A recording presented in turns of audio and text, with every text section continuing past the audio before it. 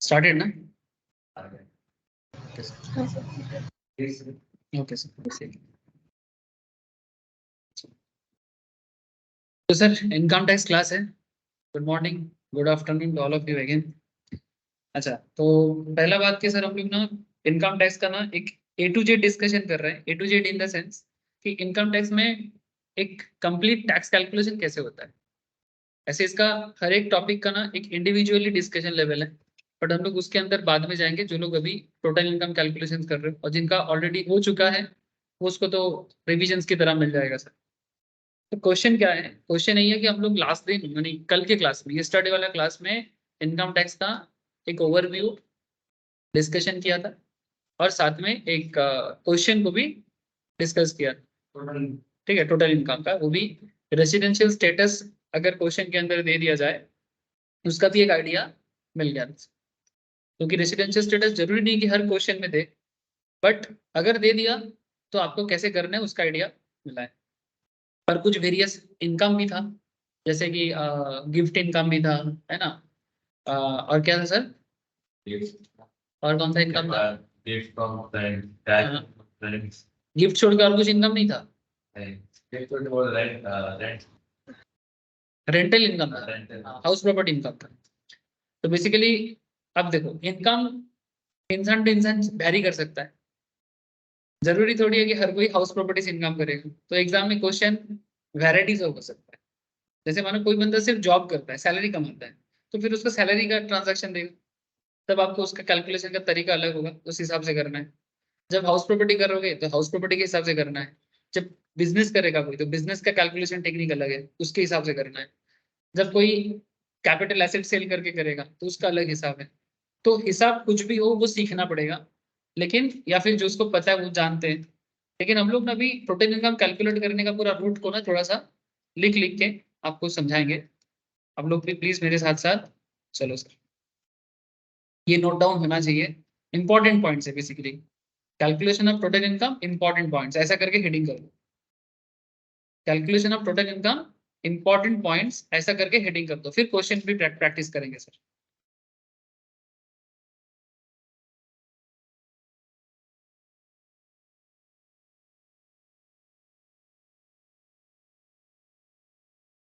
चलो, pen copy ready? कल लिखा है नहीं, आज लिखाएंगे सब।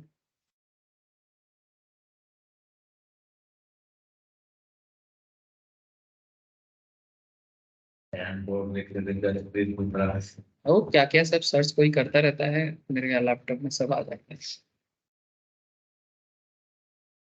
मैं भी कभी कभी क्रिकेटर का ढूंढता रहता हूँ, आदत है।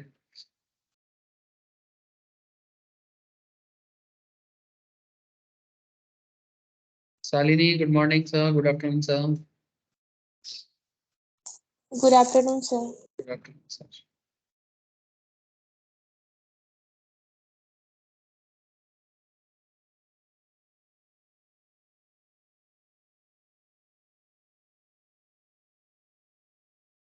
ओके, चलो हेडिंग कर लो।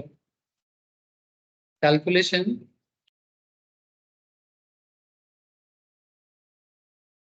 ऑफ, लिखो sir, total income important points to remember. Calculation of total income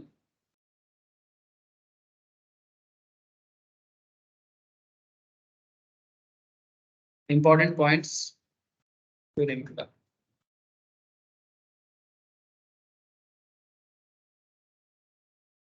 ठीक है, सारा इंपॉर्टेंट पॉइंट्स को थोड़ा सा जॉट डाउन करेंगे। जैसे सबसे पहले तो इतना लिख लो सर, आज मैंने टैक्स कैलकुलेशंस के लिए क्या क्या रेट चार्ट है सब बताएंगे आप लोग, सब कॉपी में नोट डाउन करना है। Computation of total income and tax liability of individual. Tax liability of individual, तो मेनली हम लोग यहाँ पर इंडिविजुअल में फोकस करेंगे और हिंदू अनडिवाइडेड फैमिली में फोकस करेंगे। एक्चुअली कंपनी टैक्स कैलकुलेशंस उतना इंटरमीडिएट लेवल पे इंपॉर्टेंट नहीं है, कभी कभी पूछता है, बट ज्यादातर क्वेश्चंस इंडिविजुअल्स पे एंड हाफ में पूछता है। हाफ माने इनको इंडिविजुअल, ठीक है। इनके इनकम के ऊपर ज्यादा सवाल होता है इंटरमीडिएट लेवल में। फाइनल लेवल में कॉर्पोरेट टैक्स के अंदर कंपनी लेवल पूछता है, पार्टनरशिप का भी पूछ सकता है, ठीक है। तो इधर हम लोग ज्यादा फोकस, और ये ज्यादा कॉम्प्लेक्स है, कॉर्पोरेट टैक्स इजी है, इंडिविजुअल लेवल कैलकुलेशन करना थोड़ा ज्यादा कॉम्प्लेक्स होता है इसका। तो computation of total income and tax liability of individuals, ठीक है। इसके अंदर लिख लो sir, income tax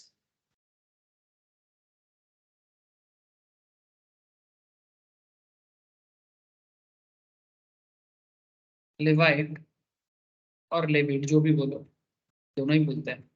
levied on an SSC, हाँ मैंने बेसिकली, हाँ मैंने लागू करना, या जिसको बंगाली में लोग बोलते हैं चापाना, यू कैन से दैट, ठीक है। चापी देगा। Income tax levied on an SSC, levied माने बेसिकली आपको बेसिकली फोर्स किया जा रहा है कि आपको देना पड़ेगा, सिंपल बात है।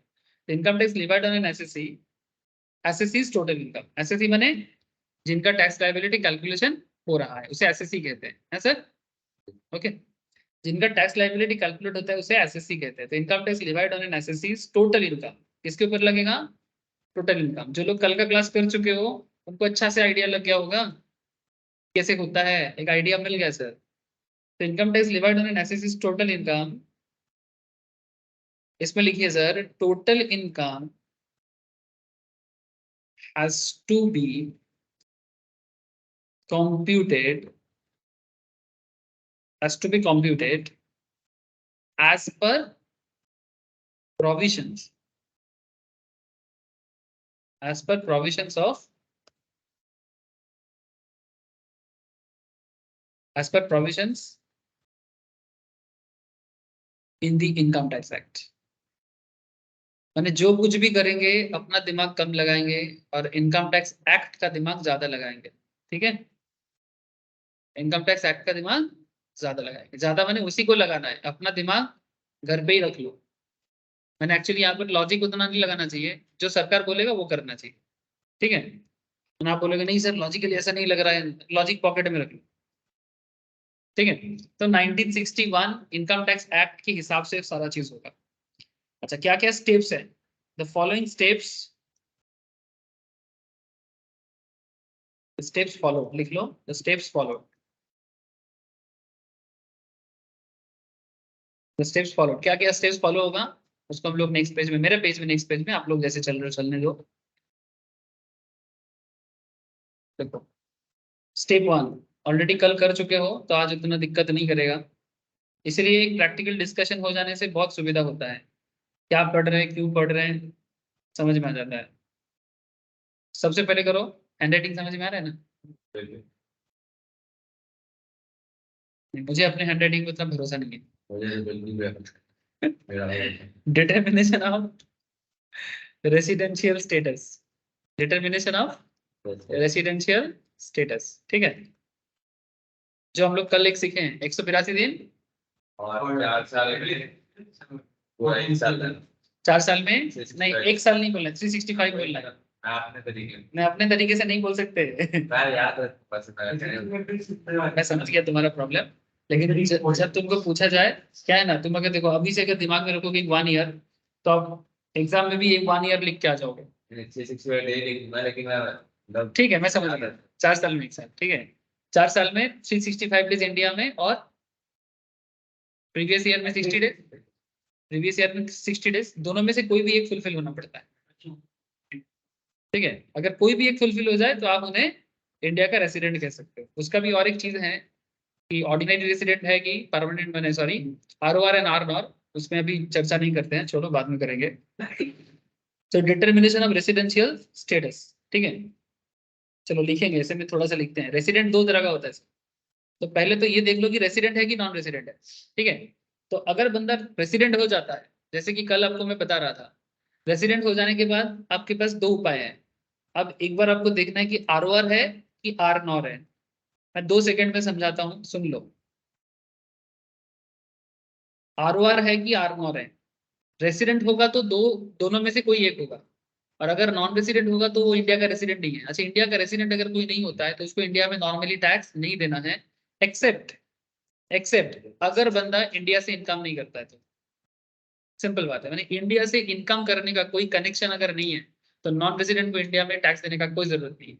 लेकिन अगर आपका हिसाब किताब इंडियन रेसिडेंट वाला बन जाता है, ठीक है, तो फिर आप दुनिया के किसी भी कोने में इनकम करो सर, इंडिया में आपको टैक्स देना पड़ेगा। इसको कहते हैं ग्लोबल इनकम पे टैक्स देना है।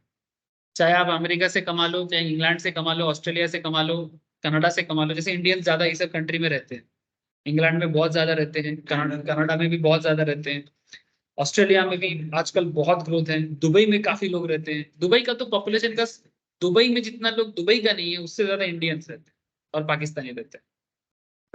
हाँ, मैंने दुबई का टोटल पॉपुलेशन अगर देखोगे तो उसमें इंडियंस और पाकिस्तानी ज्यादा है कंपेयर टू दुबई पॉपुलेशन। मैंने वहाँ का जो अरब लोग हैं कम है, मैंने काउंट करने से। उसमें भी इंडिया पाकिस्तान बांग्लादेश भरा बड़ा पड़ा है जो भी हो, तो वो अलग बात है। बट कहना ये चाह रहे हैं सर कि अगर आप इंडिया के बाहर से इनकम कर रहे हो, लेकिन अगर आपका रेजिडेंशियल कैलकुलेशन फुलफिल हो जाए तो आप कहीं से भी इनकम करो, कहीं से भी इनकम करो, इंडिया में टैक्स भर लो। और अगर आप नॉन रेजिडेंट हो, अगर इनकम का कोई कनेक्शन नहीं है तो टैक्स इंडिया में नहीं देना। नाउ क्वेश्चन इज सर कि सर ये आर ओ और आर एन आर क्या होता है? ऐसे तो जब मैं रेसिडेंशियल स्टेटस का स्पेसिफिक डिस्कशन करूंगा तब मैं इसका पूरा डिटेल्स फ्लोचार्ट लिखाऊंगा। फिलहाल इतना जानो, इसका फुल फॉर्म लिख लो sir.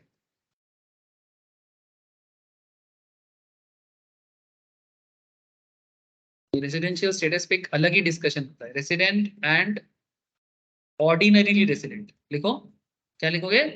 Resident and ordinarily resident, ordinarily resident.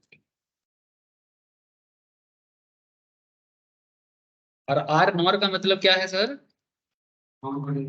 Resident but not ordinarily resident.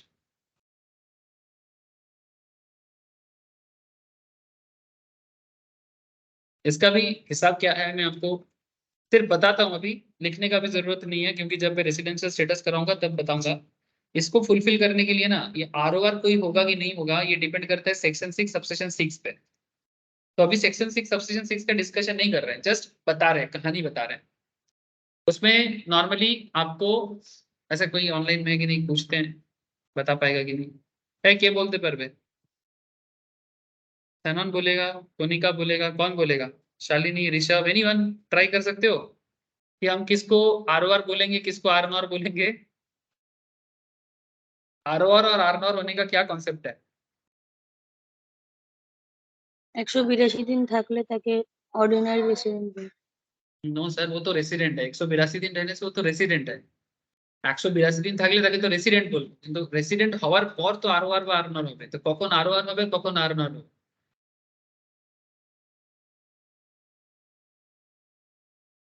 Anyone sir, कोई तो ट्राई करो, किसी का रिवीजन ठीक ठाक से नहीं हो रहा है। স্যার আগের Sir, 7 previous বছরে हाँ बोल बोल बोल, एक जन बोलो, कौन बोल रहा है? आगे 7 बছরে previous 10 year में 2 years हाँ, रेसिडेंट होना चाहिए, और और एक तो 7 years में 730 days। 7 इयर्स में 730 डेज एंड प्रीवियस 10 इयर्स में 2 इयर्स रेसिडेंट होना चाहिए। ठीक है सर, म्यूट करो, बहुत आवाज है बैकग्राउंड में किसी का गाड़ी जा रहा है। हाँ ठीक है, वेरी गुड वेरी गुड। अच्छा देखो, बहुत अच्छे जवाब दिया सनन ने, सनन ने दिया, कोनी का भी दे रहा था मोस्ट प्रॉब्ली, आवाज तो ही लगा मुझे। 7 साल में 730 दिन, ठीक है, 7 साल में 730 डेज, और नहीं नहीं अभी कुछ नहीं करना। और लास्ट 10 इयर्स में 2 बार रेसिडेंट होना पड़ेगा। 2 बार रेसिडेंट बने वही 182 दिन, या फिर नहीं 60 डेज एंड 365 डेज रेसिडेंट होने का जो रूल है। अगर ये दोनों रूल एक साथ फुलफिल होता है, दोनों रूल अगर एक साथ फुलफिल होता है तो तुम आर कहलाओगे, और जब फुलफिल नहीं होगा आर नॉर हो जाओगे। मैंने इसको अगर मैं सिंपल तरीके से समझाऊं माने जो बंदा इंडिया में रेसिडेंट भी है और साथ में वो 730 दिन 7 साल में है, पिछले 7 साल में, मैंने मानो 22-23 का कैलकुलेशन चल रहा है और इससे ठीक बैकवर्ड में 7 साल कैलकुलेट करें एकदम इमीडिएट में, पिछले 7 साल में क्या 730 डेज इंडिया में है, संगे संग ये भी देख लो कि इनमें से कोई भी 2 साल में ऐसा होना चाहिए कि वो एटलीस्ट इंडिया का रेसिडेंट का जो क्वालिफिकेशन है वो फुलफिल किया है, दैट इज वाई 182 या फिर 60 या 365 का कॉम्बिनेशन कोई भी एक फुलफिल कर जाए तो हम उसे आरओआर बोलेंगे। अब इसको मैं हिंदी में ऐसे बोलता हूँ, ऐसे भी रेसिडेंट वैसे भी रेसिडेंट, आरओआर। ये मेरा थोड़ा सा बनाने का तरीका था, मैंने ऐसे भी रेसिडेंट वैसे भी रेसिडेंट, आरओआर। मैंने मैं रेसिडेंट तो था ही और इस तरीके से भी रेसिडेंट बन गया, ऐसे भी रेसिडेंट वैसे भी रेसिडेंट। और आरआर का मतलब क्या, ऐसे तो रेसिडेंट बट वैसे नॉट रेसिडेंट, मैंने जिसने फुलफिल नहीं question. Very good sir, section 6 subsection 1 fulfil करेगा पर सेक्शन 6 सबसेक्शन 6 फुलफिल नहीं करेगा, कोई बात नहीं। जिसका रेसिडेंशियल स्टेटस हो चुका है दे कैन अंडरस्टैंड इजीली, और जिनका नहीं हुआ है अभी आइडिया ले रहे हो, बाद में टॉपिक में जाएंगे तो पूरा आइडिया मिलेगा। ऐसे इनकम टैक्स ऐसे ही है सर, कुछ बात होता है तो लगता है कि यहाँ पर पढ़े नहीं है, फिर जब उस टॉपिक में जाएंगे तो वो पूरी बनेगा। ठीक है, इनकम टैक्स बहुत फास्ट टॉपिक है, इसको एक ही बार में समझना मुश्किल है, जब तक कंप्लीट नहीं हो जाता आप अपना दिमाग को कभी एक साथ उसको जॉट डाउन नहीं कर पाओगे। Seriously it's a very vast topic, ठीक है। और धीरे धीरे अपना दिमाग लगाओ, जल्दबाजी मत करो। सीरियसली ये अकाउंट्स का, कॉस्टिंग का जो सब्जेक्ट है ना, उससे ये थोड़ा अलग है। उसको पढ़ने का जो ढंग है ना, उसमें क्या थोड़ा दिमाग लगाते हैं, थोड़ा फॉर्मेट लगाते हैं, कैलकुलेशन करते हैं। यहाँ पर ना कैलकुलेशन ढंग ये अलग है, यहाँ पर सरकार ने क्या बोला, एक बार किसी चीज में हाँ बोलते हैं फिर सेकंड में उस पर ना बोलता है, मुश्किल बढ़ा देता है। इसलिए स्टूडेंट को थोड़ा सा माइन्यूटली इसको प्यार करना चाहिए, धीरे धीरे, जल्दबाजी ना करो, जल्दबाजी में आप प्यार नहीं कर पाओगे, धीरे धीरे प्यार बढ़ाओ तो प्यार आएगा। ठीक है, मैंने इसको बोलेंगे स्लो रोमांस हौले हौले, हौले हौले हो जाएगा प्यार।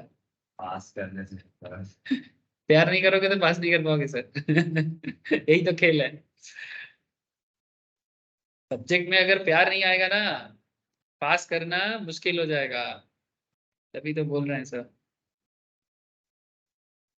टारगेट छोटा रखोगे फंस जाओ, नहीं तो सर हर साल 100 बंदा एग्जाम में अगर बैठते हैं, 75 से 80 बंदा फेल करते हैं, 15 बंदा ही क्यों पास करते हैं? चक्कर क्या है, जिसने प्यार किया वो पास किया, जो प्यार नहीं किया वो फेल किया। नेक्स्ट टाइम जो पास किया वो प्यार किया तब पास कर पाए, ये लॉजिक है सर, और कुछ नहीं है।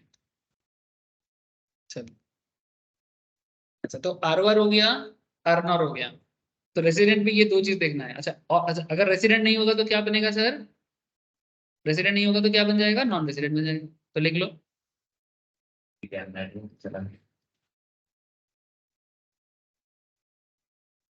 लिख लो, रेसिडेंट नहीं होगा तो नॉन रेसिडेंट हो जाएगा। अच्छा, वाईफाई कनेक्ट कर ले, कोई दिक्कत नहीं है, मेरे वाईफाई में जुड़ ले, KSG2@15। चलो, यहाँ पर एक नोट दे दो sir,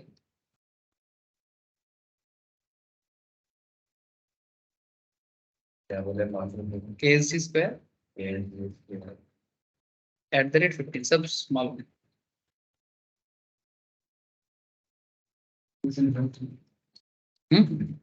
Connect with an Indian citizen who is a deemed resident, who is a deemed resident in India, who is a deemed resident in India, would be, इसका इतना problem, an Indian citizen who is a deemed resident in India would be a resident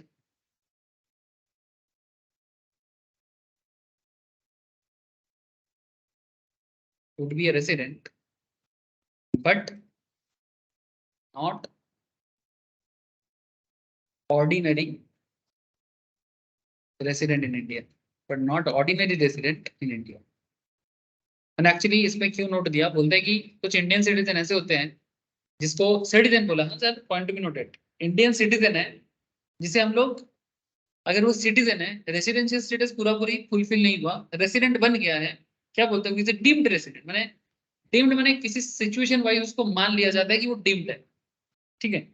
तो अगर वो situation wise deemed resident है, लेकिन उसको कभी भी आर नहीं बोलेंगे, वो हमेशा आर नॉर ही होगा। समझ रहे हो सर, क्योंकि वो नॉर्मल में रेसिडेंट नहीं था, वो सिर्फ सिटीजन था। तो सिटीजन होने के नाते उसको डीम्ड रेसिडेंट मान लिया जाएगा, जस्ट बिकॉज उसके पास इंडियन सिटीजनशिप है, तो उसको डीम्ड रेसिडेंट मान लेंगे। तो डीम्ड रेसिडेंट होने के बाद अब आगे देखा जाएगा कि वो आर के आर में, तो वो कभी भी आर नहीं हो सकता, वो हमेशा आर नॉर ही होगा, ठीक है। इस बात का ध्यान रखिए। वही नोट है, Indian citizen who is a deemed resident in India would be resident but not ordinary resident, but not ordinarily resident in India, ठीक है। But not ordinarily resident in India, ये लिख लो sir, not ordinary resident in India, ठीक है। इतना सा लिखो। अच्छा, ये हो गया रेसिडेंशियल स्टेटस के बारे में कुछ इंपॉर्टेंट पॉइंट्स, ठीक है। डिटेल्स नहीं कर रहे हैं सर, समरेटिकली सब चीज देख रहे हैं, जरूरी पॉइंट्स है, ये हमेशा काम आएगा, इसीलिए लिखा रहा हूँ। स्टेप 2, तो उबासी क्यों आ रहा है सर? सुबह को आते हैं। नहीं आना चाहिए। Step 2, classification. चलो लिखो लिखो लिखो, classification of income under 5 heads। इसमें क्या क्या इनकम है, लास्ट दिन बोला था, जल्दी बोलो। Salary, income from, very good sir, और बताओ। लिखते रहो लिखते रहो, लिखते लिखते बोलते रहो। सैलरी हो गया, इनकम फ्रॉम हाउस प्रॉपर्टी हो गया, profits, profits and gains, profits and gains of business and profession. एक एक टॉपिक में डिटेल्स में चर्चा करेंगे, जिनका बाकी है डोंट वरी, सब डिटेल्स में पढ़ना पड़ता है। अच्छा, कैपिटल गेन पढ़ेंगे, ये सब पढ़ना है सर, जिनका नहीं हुआ है और जिनका हो चुका है वो रिवाइज मारे, रिवाइज देते रहे सर, रिवाइज देते रहे, लाइव क्लास, बैकअप क्लास, जहां से मर्जी करो पर पढ़ते रहो। जैसे वो पहरादार पहरा देता है ना, पहरा देने के टाइम पे क्या बोलता है, जागते रहो, ऐसे आप लोगों के लिए क्या है, पढ़ते रहो। पढ़ाई बंद नहीं होना चाहिए, 2 महीना खोलोगे नहीं ना, सब भूल जाओगे, बोल दे रहा हूँ सर। एंड लास्ट वाला है income from other source. Last दिन में हल्का आइडिया दे दिया था, बस नाम लिखने के लिए बोला, अदर सोर्सेस, ठीक है। जैसे कि डिविडेंड इनकम, लॉटरी इनकम, ये सब आ जाता है इसमें, अदर सोर्स। हाँ, डेब्ट, गिफ्ट वगैरह, हाँ, ठीक है, ये सब अदर सोर्स में आ जाता है। पूरा लिस्ट बाद में जब चैप्टर को डिटेल्स में पढ़ेंगे, जिसका नहीं हुआ है वो तब डिटेल्स में जान जाएगा। जानकारी चाहिए डिटेल्स में ही चाहिए, लेकिन फिलहाल टोटल इनकम के लिए कर रहे हैं, इंपॉर्टेंट पॉइंट्स के लिए बता रहे हैं। स्टेप 2 हो गया सर, स्टेप 3,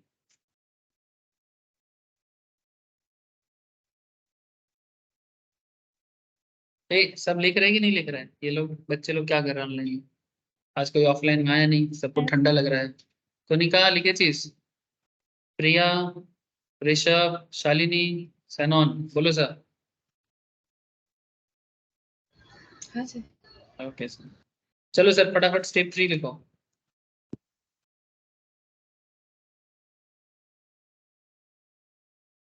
इसके बाद क्या करना है, जैसे आपने आइडेंटिफाई कर लिया ना कि कौन सा हेड में इनकम हुआ है, बंदे का इनकम आइडेंटिफाई हो गया ना, इफ सैलरी कमाया, हाउस प्रॉपर्टी से रेंट देके कमाया, या फिर घर बेच के कमाया, घर बेच के कमाया मैंने कैपिटल गेन किया, ठीक है, लास्ट दिन सवाल किया था इस, जैसे आइडेंटिफाई हो गया, अब स्टेप 3 में कंप्यूट करना है ईच हेड के अंदर, कैलकुलेशन, कंप्यूटेशन ऑफ इनकम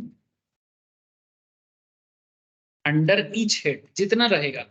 जरूरी नहीं कि एक बंदे का सारा हेड का इनकम हो, हाँ सर, जरूरी है क्या कि आप सैलरी भी कमाओगे, घर भी रहेगा, उसको रेंट भी दोगे, तब तो माला माल वीकले हो जाएगा, है ना। एक बंदे का सारा इनकम, मेरा बिजनेस भी है, मैं जॉब भी करता हूँ, मेरा घर भी है, मैं रेंट भी देता हूँ, मेरा एसेट भी है, मैं बेचता भी हूँ। बाप रे बाप, अंबानी का भी शायद इतना कुछ नहीं, बिजनेस करता है, जॉब थोड़ी करता है। जॉब करता है, उसका भी कंपनी में पोस्ट है, लेकिन सैलरी उठाता नहीं है। उसके बारे में एक डिक्लेरेशन आया था अंबानी का कि अंबानी अपना सैलरी, अंबानी फैमिली का कोई भी अपने बिजनेस से सैलरी नहीं लेता है। हाँ, उसका पोस्ट है कि नहीं है? पोस्ट तो है ना, तो पोस्ट के हिसाब से सैलरी तो उसको होना चाहिए। बिजनेस का ओनर होने के, मैंने चेयरमैन होने के नाते, चीफ एग्जीक्यूटिव होने के नाते। 1 रुपए लेते हो। हाँ हाँ, मैं भी 1 रुपया लेता हूँ कॉन्ट्रैक्ट, कॉन्ट्रैक्ट नहीं लेकिन वो लोग कुछ भी नहीं लेता। इवन आकाश अंबानी, और क्या नाम है, नहीं नहीं, आकाश, अनिल तो उसका भाई है, उसको छोड़ो, उसके उसमें इसका कुछ अब नहीं। बेटों का बात। बेटा का बात कर रहे हैं, आकाश है, भूल जा रहा हूँ मैं। अनंत, अनंत अंबानी, और बेटी का नाम ईशा, ईशा अंबानी। ये लोग भी नहीं लेता है।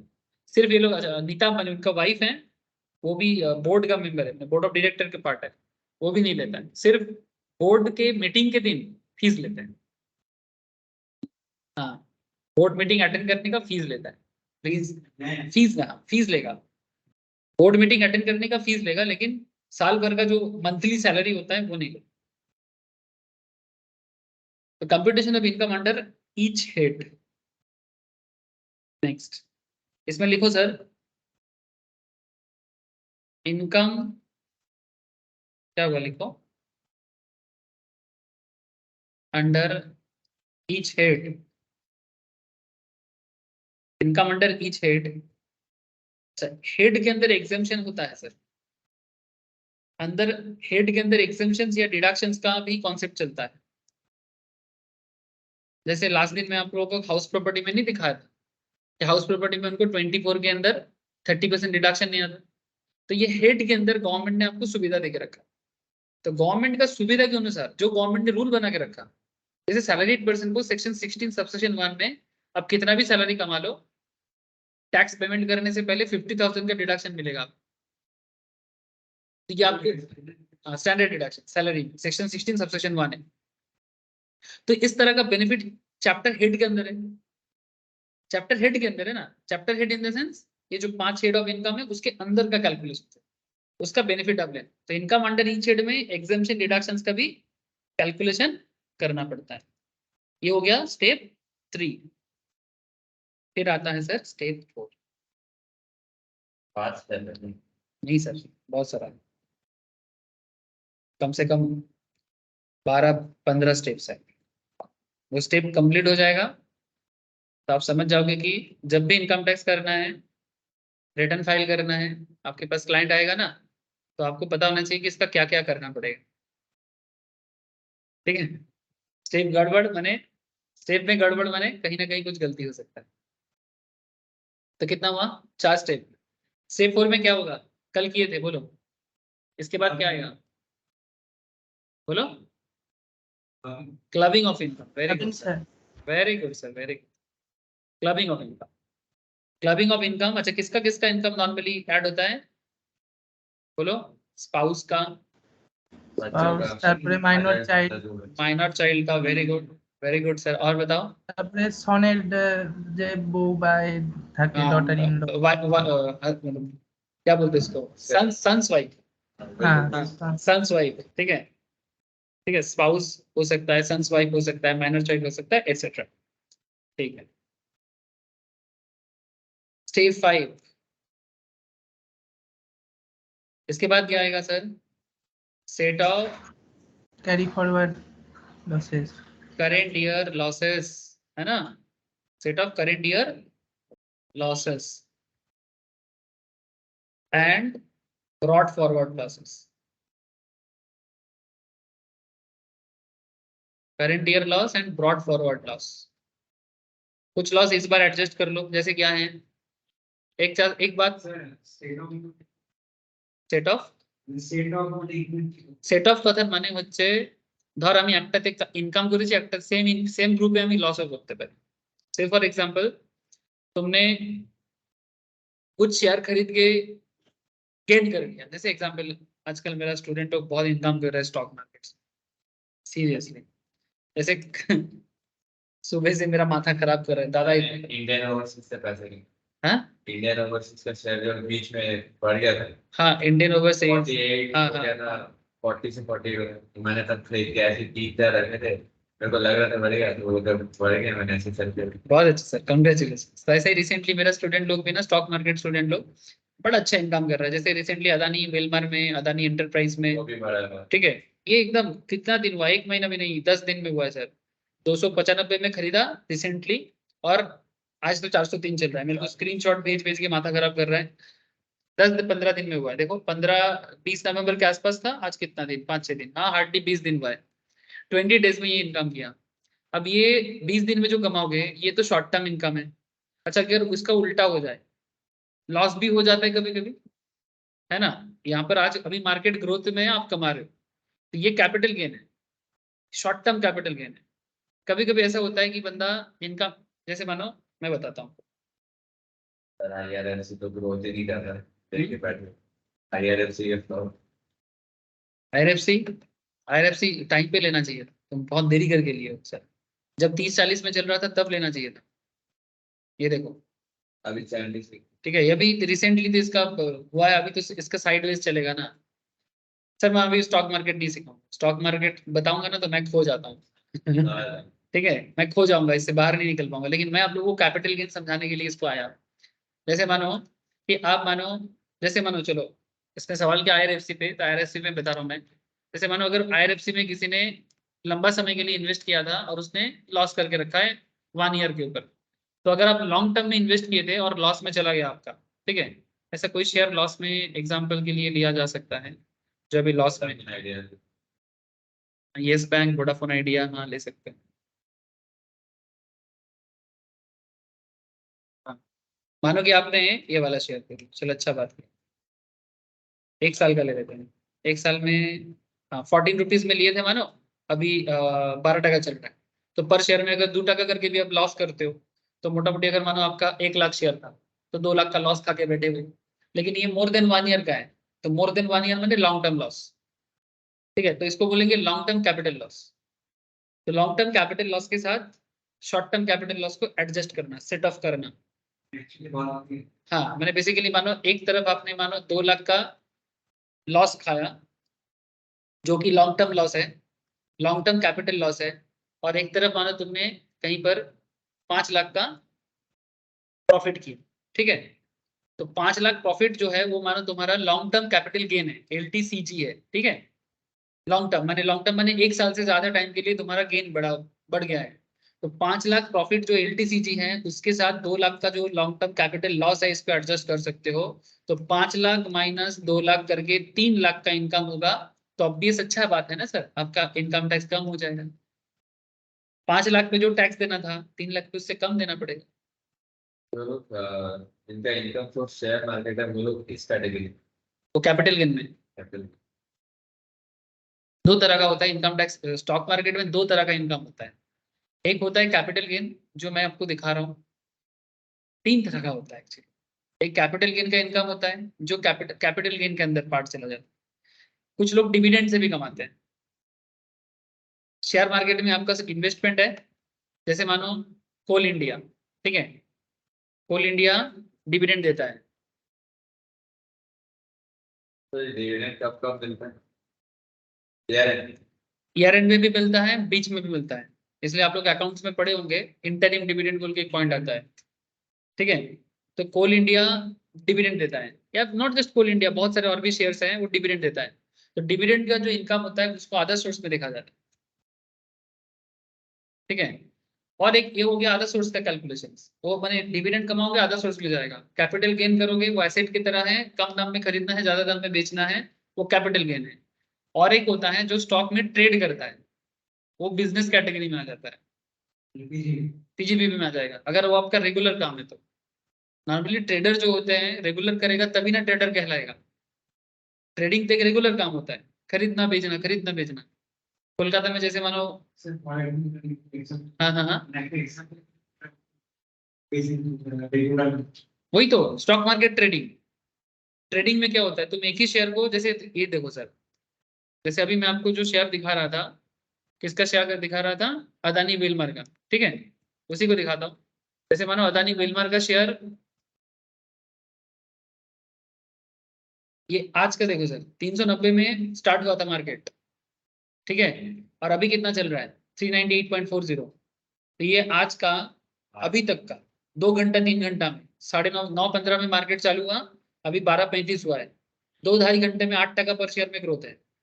परसेंटेज देखो तो अप्रोक्स 4.6%। मजाक है सर, 2 घंटा में 4%, 4.5% मजाक थोड़ी है।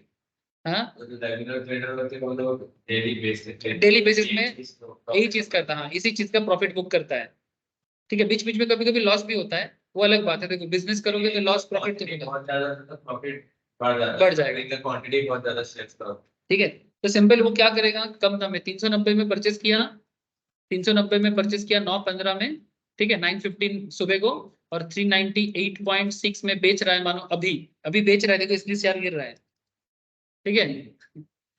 प्रॉफिट बुक कर रहा है, तो 8% 60 पैसा करके प्रॉफिट बुक कर लिया। अब जितना शेयर खरीदा था, जिसके पास जितना कैपिटल था, अगर मानो 1000 शेयर था तो 1000 इंटू 8.60 मैंने 8000 2 घंटा में कमा लिया सर आज।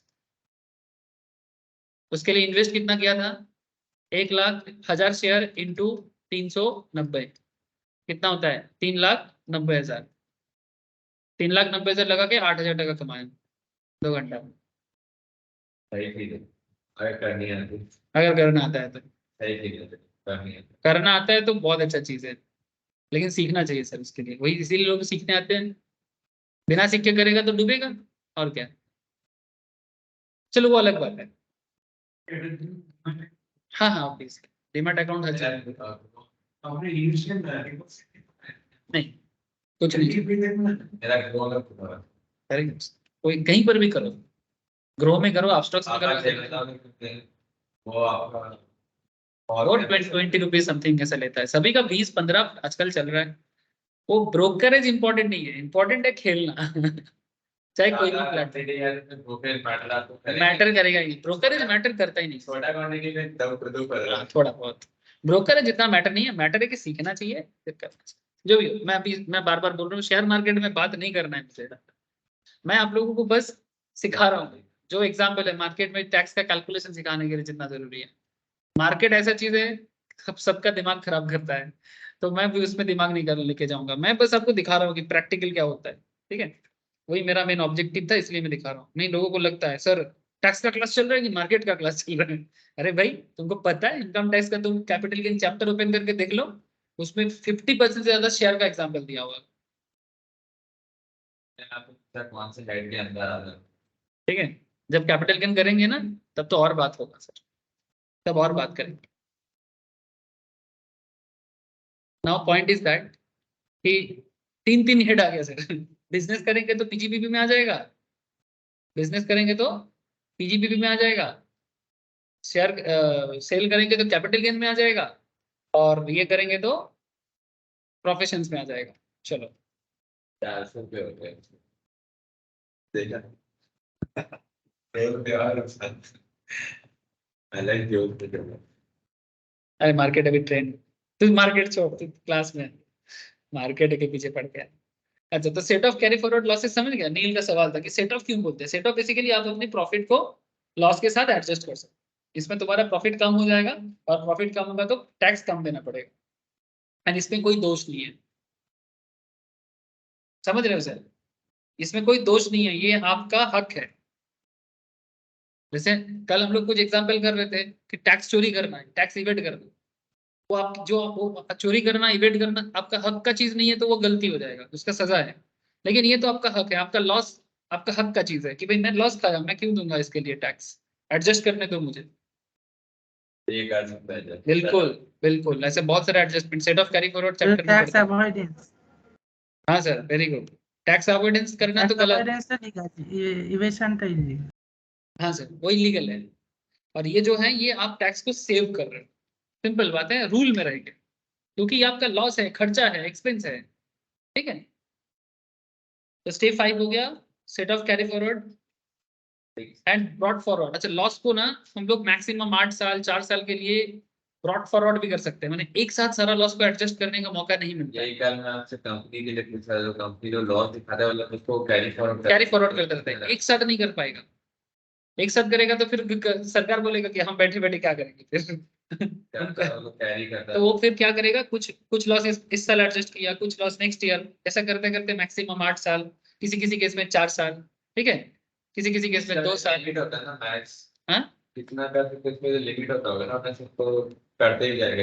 नहीं, वही तो मैं बोला, मैक्सिमम 8 साल, 4 साल, 2 साल ऐसा लिमिट होता है, उसके अंदर ही तुमको पूरा राइट ऑफ करना है, ठीक है। अच्छा, तो set of current year losses and brought forward losses, ये हो गया स्टेप 5। अच्छा, इसमें भी कुछ पॉइंट फटाफट लिख लो सर। एक होता है sir inter source set of losses. Inter source का मतलब क्या होता है? অন্য হেডে মানে এই করা যেতে পারে। मैंने डिफरेंट सोर्स का एडजस्टमेंट, जैसे मानो तुम्हारा सैलरी हेड में कुछ इनकम है, सैलरी में लॉस क्या खाएगा? सैलरी में लॉस होता है क्या? हाँ, कुछ कुछ महीने का सैलरी अगर तुमको मिला नहीं है, वो हो सकता है पेंडिंग है। तो नॉर्मली सैलरी में इनकम है, हाउस प्रॉपर्टी में लॉस है, हो सकता है 2 महीना घर पे रेंट नहीं मिलेगा तो लॉस होगा ना। तो अगर तुम्हारे हाउस प्रॉपर्टी में लॉस है, सैलरी में इनकम है, उसके साथ एडजस्टमेंट चलता है, 2 लाख तक का एडजस्टमेंट चलता है हाउस प्रॉपर्टी लॉस साल भर का मैक्सिमम। कहाँ पढ़ेंगे सर? जब हम लोग set of carry forward details में जाएंगे पढ़ेंगे। जो लोग रिसेंट रिसेंट कवर किया ना एक बार, उसको पता है। रिसेंट रिसेंट कुछ लोगों ने कवर किया सेट ऑफ कैरी फॉरवर्ड, ठीक है। तो जिनको पता है वो एंजॉय करें, जिनको नहीं पता है वो डबल एंजॉय करें, ठीक है। अच्छा, inter source set of losses, दोनों अलग अलग सोर्स का भी एडजस्टमेंट पॉसिबल है और सेम हेड में भी पॉसिबल है। अच्छा, एक हो गया इंटर सोर्स हो गया, एक होता है inter head.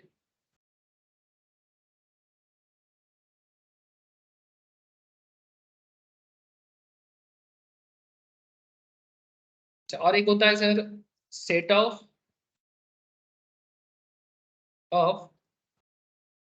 Brought forward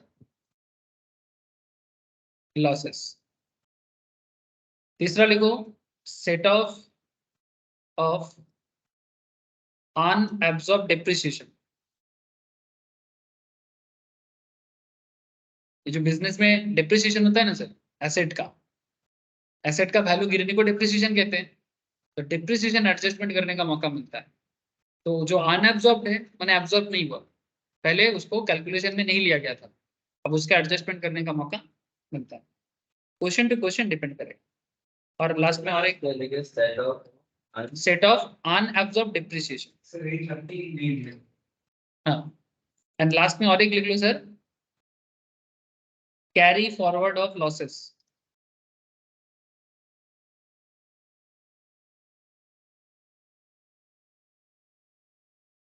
and unabsorb depreciation. Absorbed, SORBED। Question करेंगे तो पता लग जाएगा सर। लेकिन ये स्टेप फॉलो करना है, इसीलिए मैं लिखा रहा हूँ ताकि दिमाग में रहे। जरूरी नहीं कि सारा स्टेप एक साथ आपको पूछ लेगा, ऐसा नहीं है, लेकिन यही मेन मेन स्टेप्स हैं जो जानना चाहिए। स्टेप 6 में आ जाओ। स्टेप 6 है sir computation of GTI, gross total income. ये ग्रॉस टोटल इनकम जीटीआई, ठीक है, ये ग्रॉस टोटल इनकम माने जीटीआई फुल फॉर्म लिख लो सर, जो समझ नहीं पाओगे नहीं तो बाद में बताया था। ठीक है। Gross total income equals to, कल बताया था, जीटीआई इक्वल्स लिख लो। नहीं हो सकता है जो फर्स्ट टाइम इनकम टैक्स पढ़ रहे हैं ना, हो सकता है कि उसको टर्म्स का उतना आइडिया नहीं है, तो फिर बाद में 1 महीना बाद कॉपी खोल के देख रहे हैं कि कौन सा जीटीआई, क्या बोलता है जीटीआई, ठीक है ना। नहीं, ऐसा होता है, हम लोग भी जब स्टूडेंट थे हम लोग को भी होता है। Add income computed under each head, ठीक है। जीटीआई में क्या होता है, जीटीआई इक्वल्स टू क्या है, एक्चुअली जीटीआई का क्या मतलब है? पहले add income computed under each head, हर एक हेड का इनकम को ऐड करो। मैंने सैलरी कमाया तुमने, हाउस प्रॉपर्टी से कमाया तुमने, अदर सोर्स से कमाया तुमने, जितना भी इनकम है कैलकुलेशन हो गया, अब ऐड करो सारा इनकम को। कहीं से 2 लाख कमाया, कहीं से 4 लाख कमाया, कहीं से 3 लाख कमाया, जहां से जो कमाया ऐड करो। तो add income computed under each head.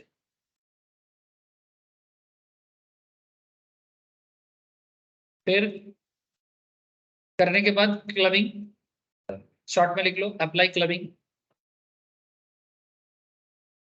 मैंने बेसिकली अगर वाइफ के नाम पे इनकम दिखा रहे हो ना, सरकार आपको क्या बोलेगा, सरकार माने इनकम टैक्स ऑफिसर, उसको क्या बोलते हैं, असेसिंग ऑफिसर। क्या बोलेगा सर, असेसिंग ऑफिसर। ठीक है, वो क्या बोलेगा कि जैसे मैं नॉर्मली अमिताभ बच्चन सर का एग्जांपल देता हूँ कि अमिताभ बच्चन सर अगर अपने इनकम को कम शो करने के लिए जया बच्चन नाम के नाम पे ट्रांसफर कर रहा है, तो इनकम टैक्स बोलेगा ये इनकम जया बच्चन जी का नहीं है, ये तो आपका है। ठीक है, अगर अमिताभ जी अपना एसेट को ऐश्वर्या बच्चन को दे रहे हैं, ठीक है, तो फिर गवर्नमेंट क्या बोलेगा कि एसेट अगर अमिताभ जी का एसेट ऐश्वर्या बच्चन को ट्रांसफर हो रहा है, बहू है ना उसका, तो वो क्या बोलेगा कि ऐश्वर्या जी का इनकम वापस अमिताभ जी के इनकम पे ट्रांसफर कर दो। ठीक है, अभिषेक मानो माइनर बच्चा है, माइनर माने 18 के नीचे, ठीक है, उसको ट्रांसफर करके इनकम कम दिखाना चाहता है। अच्छा, अभिषेक अगर टैलेंटेड है, अपनी इनकम पे कुछ कर रहा है, तो वो अलग बात है, वो अपना टैक्स दे देगा। ठीक है, लेकिन वो टैलेंट नहीं है, वो पापा का एसेट लेके खा रहे हैं। ठीक है। तो ऐसे केस में ऐसे टैलेंटेड है, लोग बोलते हैं कि अभिषेक का टैलेंट नहीं है, पर मुझे पर्सनली लगता है टैलेंटेड है। ज्यादा मतलब वो पापा के सामने थोड़ा सा, हाँ हाँ, नहीं उसका उसका कुछ कुछ इनकम सिनेमा बहुत अच्छा है, उसका गुरु देखना सर। गुरु में जो एक्चुअली गुरु सिनेमा है ना, वो एक्चुअली धीरूभाई अंबानी के ऊपर है। धीरूभाई अंबानी का जो पूरा वो मूवी एक्चुअली धीरूभाई अंबानी है, बहुत अच्छा किया था। मुझे तो अच्छा लगता है, खराब नहीं लगता, मैं इतना भी खराब एक्टर नहीं है जैसे लोग बोलते हैं। सीरीज का विलन हाँ? वो मैंने नॉट लाइक ऋतिक रोशन, मैंने ऋतिक का एक अलग ही स्वैग होता है ना, वो और ऋतिक सेम साथ उठा। हम लोग तो क्लास 5 में पढ़ते थे। ठीक है, तो एक तरफ आया कहो ना प्यार है, और एक तरफ आया, तो फेमस था डांस। हाँ, कहो ना प्यार है एक तरफ आया, और दूसरी तरफ इसका अभिषेक बच्चन का आया, एक देश के ऊपर एक मूवी था। तो मैंने तो वही देखा था, नाम भूल गया, उतना पॉपुलर नहीं हुआ, बट लेकिन कहो ना प्यारे का अलग ही एक हिट हुआ था सर, गाना सब कुछ। अच्छा, तो add income computed under each head, apply clubbing provisions. अच्छा, अप्लाई क्लबिंग के बाद क्या है sir, apply the provisions for set off. ठीक है, लिख लो शॉर्ट में लिख लो, apply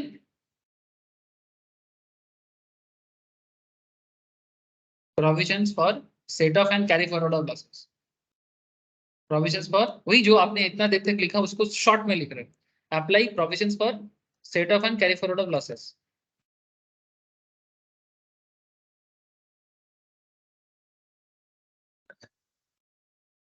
set off and carry forward of losses, बार बार एक ही चीज लिखने से याद हो जाता है सर। अच्छा, और क्या है सर, क्लबिंग हो गया, सेटअप हो गया, बस इतना करने के बाद स्टेप 7 आ जाएगा।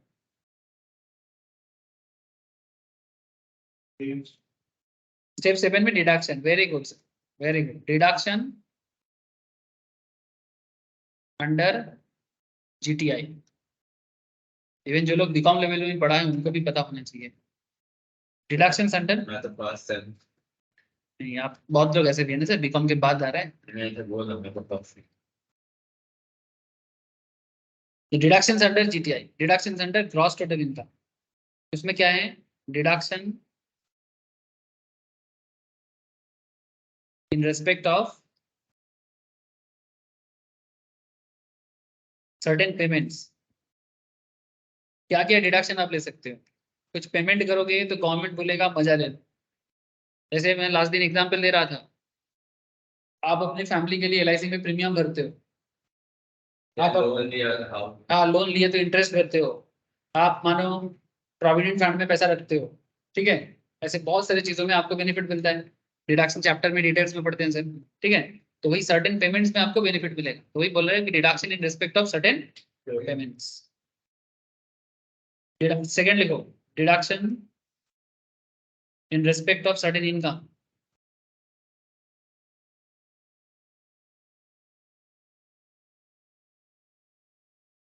इनकम करोगे सरकार बोलेगा इसमें भी बेनिफिट है। जैसे मानो सबसे पॉपुलर एक बताता हूँ, मानो आपको सेविंग्स अकाउंट में इंटरेस्ट मिलता है ना, हाँ इनकम है ना आपका, तो सेविंग्स इंटरेस्ट इनकम या एफडी, सीनियर सिटीजन के लिए एफडी इंटरेस्ट इनकम। ठीक है, 10,000 तक का आपका बेनिफिट मिलता है, 80 टीटी 80 टीटीबी। डोंट वरी, अभी याद करने का जरूरत नहीं है, जिसका पता है वो ठीक है, जिसको नहीं पता है कोई बात नहीं, अभी जस्ट समझिए। हाँ ATTT है, ATTT। तो मैंने इनकम करोगे, गवर्नमेंट बोलेगा डिडक्शन करोगे, लेकिन लिमिट लगा, जैसे बोला ना मैक्सिमम 10,000, किसी किसी केस में 50,000 सीनियर सिटीजन होगा तो, ठीक है।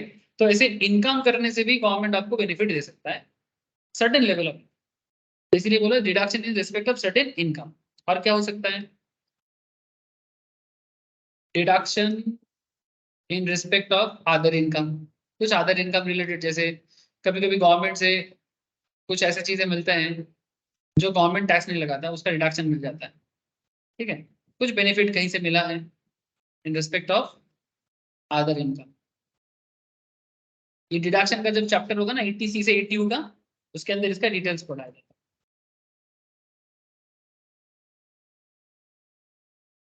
और क्या सर, और आधा डिडक्शन, और एक पॉइंट करो, कुछ और होगा तो उसको आधा डिडक्शन बोलेंगे, कुछ और होगा तो उसको आधा डिडक्शन बोलेंगे। ये हो गया स्टेप 7। ये सब लिख रहे कि नहीं लिख रहे, क्या बदमाशी कर रहे, सबने लिखा सर? स्टेप 7 तक सबने लिखा? बदमाशी नहीं करना है सर, बदमाशी मैंने बिना लिखे कुछ और काम करना। ओके, तुम लोगों को नहीं, ऑनलाइन वाले को बोलो। अच्छा, स्टेप 8, स्टेप 8 में क्या आएगा sir? Computation of total income. Very good, एकदम ये तो नहीं समझ गए, computation of total income. Very good. इसमें क्या आएगा सर? GTI है ना सर? GTI, GTI मैंने दर्ज क्या है? GTI मैंने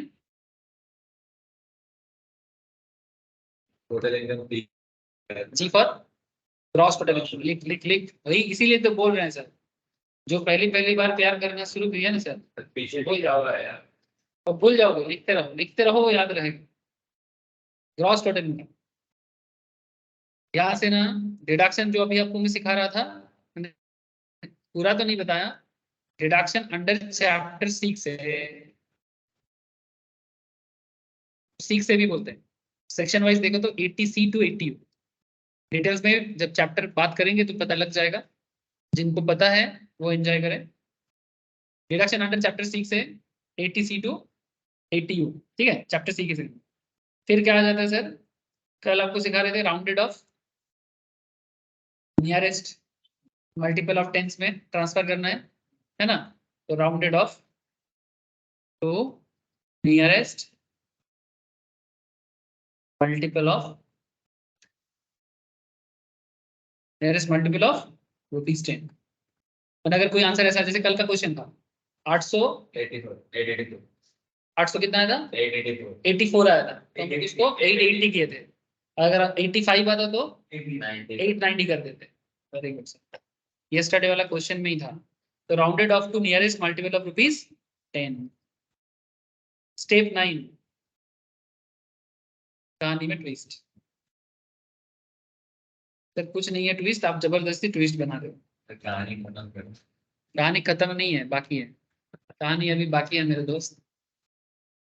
स्टेप 9 में क्या है सर? ये इनकम टैक्स है। हम लोग एक टीचर था, दिल्ली का बड़ा फेमस टीचर था, किताब लिखता था। जब हम लोग ऐसे इनकम टैक्स क्लास में सब स्टूडेंट ना इतना, क्योंकि लॉ है प्रोविजन से, पढ़ाते पढ़ाते आधा स्टूडेंट बोर हो जाता है, ठीक है, कोई ऐसा करवट लेता था, सो जाता था, क्योंकि इनकम टैक्स है। फिर सर को जब जवाब नहीं मिलता था, हाँ नहीं नहीं टैक्स में, इनकम टैक्स में सर को जब आंसर नहीं मिल रहा था, फीडबैक नहीं मिलता था, सर उधर से चिल्लाते थे, अब बच्चों क्या कर रहे हो तुम लोग, दिल्ली से चिल्ला रहे हैं, ये इनकम टैक्स है बच्चों लोग, ये इनकम टैक्स ऐसे करके चिल्ला रहे, ठीक है। फिर वो सुन के स्टूडेंट लोग डर के मारे उठ जाता था कि सर गुस्सा हो गया, ठीक है। मैंने सर का मानना ये था कि भाई इसमें पेशेंस रखना जरूरी है, ये बहुत ही पेशेंसफुल सब्जेक्ट है, जब किताब देखोगे तो समझ में आएगा।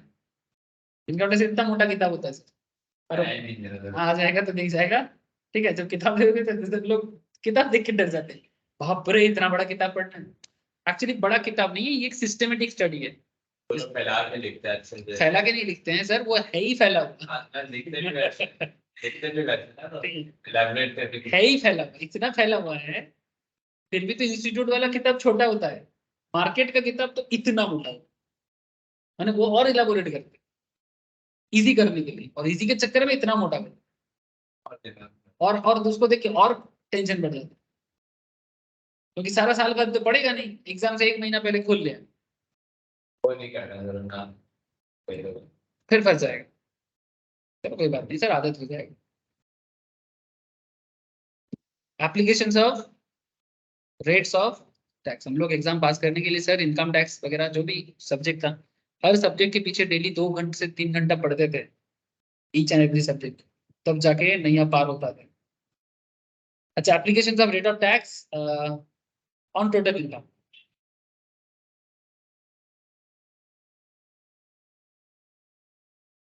In case of an individual, फिलहाल तो इंडिविजुअली समझ लेते हैं, बाद में एचयूएफ का भी बता देंगे। ऐसे एचयूएफ का रेट और इंडिविजुअल का रेट सेम ही होगा, रेट सेम होगा, क्या रेट है? वही सिखाएंगे सर। चलो क्या रेट है, कल किए थे सर 30 30 क्या स्लैब का, स्लैब लाख स्टार। अभी जब आप काम कराएंगे 30 कम दे दो। कल स्लैब का हिसाब करके नहीं किए, हाँ वो दबा और तुम बोल रहे थे कि 11 लाख में 30% 3,30,000, फिर बाद में उस पे काटते हैं, पूरा पे नहीं काटते, आस्ते स्टेप बाय स्टेप होता है, स्लैब वाइज होता है, उसी को रेट बोलता है। इनकम टैक्स साइड से जाके दिखाए थे, वही चीज कराएंगे। इसी के थ्रू से रिटर्न फाइल होता है sir, income tax e filing dot government dot in. इसमें जाओ, इसमें जाके ये देखो कंपनी का, नॉन कंपनी का, ठीक है, ये देखो कल जो बता रहे थे वही सब इसमें देखो लिखा हो। इंडिविजुअल एचयूएफ का एक लिस्ट है, कंपनी का एक लिस्ट है, और नॉन कंपनी के अंदर AOP, BOI, trust, firm, LLP, local authority, इनका लिस्ट है। सबका इनकम टैक्स इसी के थ्रू से होता है। एकदम प्रैक्टिकल चीज दिखा रहा हूँ, जो पढ़ रहे हो उसका रियल लाइफ चीज देख लो। ये देखो सर, अभी मैं अभी इंडिविजुअल पे जाऊंगा, सैलरीड एम्प्लॉय या किसी पे भी जाते हैं, फिर टैक्स स्लैब में क्लिक करते हैं। शॉर्टकट पढ़ाई के लिए ये भी काफी अच्छा है, ठीक है। शॉर्टकट में इनकम टैक्स का अपडेट लेने के लिए this is the best source of updation, directly government site. इसमें 2 टैक्स रिजिम है, एक ओल्ड और एक न्यू, मैं दोनों बताऊंगा। पहले ओल्ड को लिखते हैं, फिर न्यू में आते हैं। थाईलैंड का पहले 5 लिख लिख लिख बताएंगे, लिखते हुए चलेंगे। फिर से तो शेयर की आंख चला गया ना तेरा 400 पॉइंट आ बंद करना पड़ेगा शेयर का। अच्छा, computation of total income, application of rates of tax of total income in case of an individual, ठीक है। तो इंडिविजुअल का देखेंगे स्टेप 9 पे क्या क्या है। एक काम करें, इसको लिखने के लिए एक सिंपल फॉर्मेट यूज कर सकते हो। टोटल इनकम एक कॉलम बना लो, और एक रेट ऑफ टैक्स का कॉलम बना लो। एक टोटल इनकम का कॉलम बना लो और एक रेट ऑफ टैक्स का कॉलम बना लो। टोटल इनकम पे हाँ 2 ही कॉलम, बस काफी है। अप टू क्या करना है, अप टू 2,50,000। अच्छा, इसमें और एक चीज लिख लो सर, इसका भी एक सिंपल नियम याद रखो, बहुत सिंपल से ही नियम है, बट लोग फिर भी गलती कर देते हैं। क्या क्या गलती होता है, अभी जो मैं आपको लिखा रहा हूँ ये बिलो 60 ईयर्स के लिए, ठीक है। 3 सिस्टम पे इसको डिस्ट्रीब्यूट किया हुआ है ना सर। 60 साल के नीचे रेट है अप टू 2,50,000। 60 साल के नीचे अगर किसी का उम्र है तो उसका rate of tax up to 2,50,000 तक नहीं। ध्यान से बात को सुनना, अगर यही बंदा 60 के ऊपर हो जाए ना, तो ये लिमिट थोड़ा और बढ़ जाता है। क्यों? उम्र बढ़ रहा है ना, तो इनकम कम हो जाता है, इसलिए गवर्नमेंट आपको थोड़ा बेनिफिट दे रहा है, ग्रेटर देन 60 से लेके 80 तक का, अप टू 80 तक का, ठीक है। वो भी नील में आएगा, ठीक है। अप टू 3 लाख तक अगर आपका एज 60 से 80 के बीच में है, तो भी आपको गवर्नमेंट के घर में कोई टैक्स नहीं देना है, ठीक है।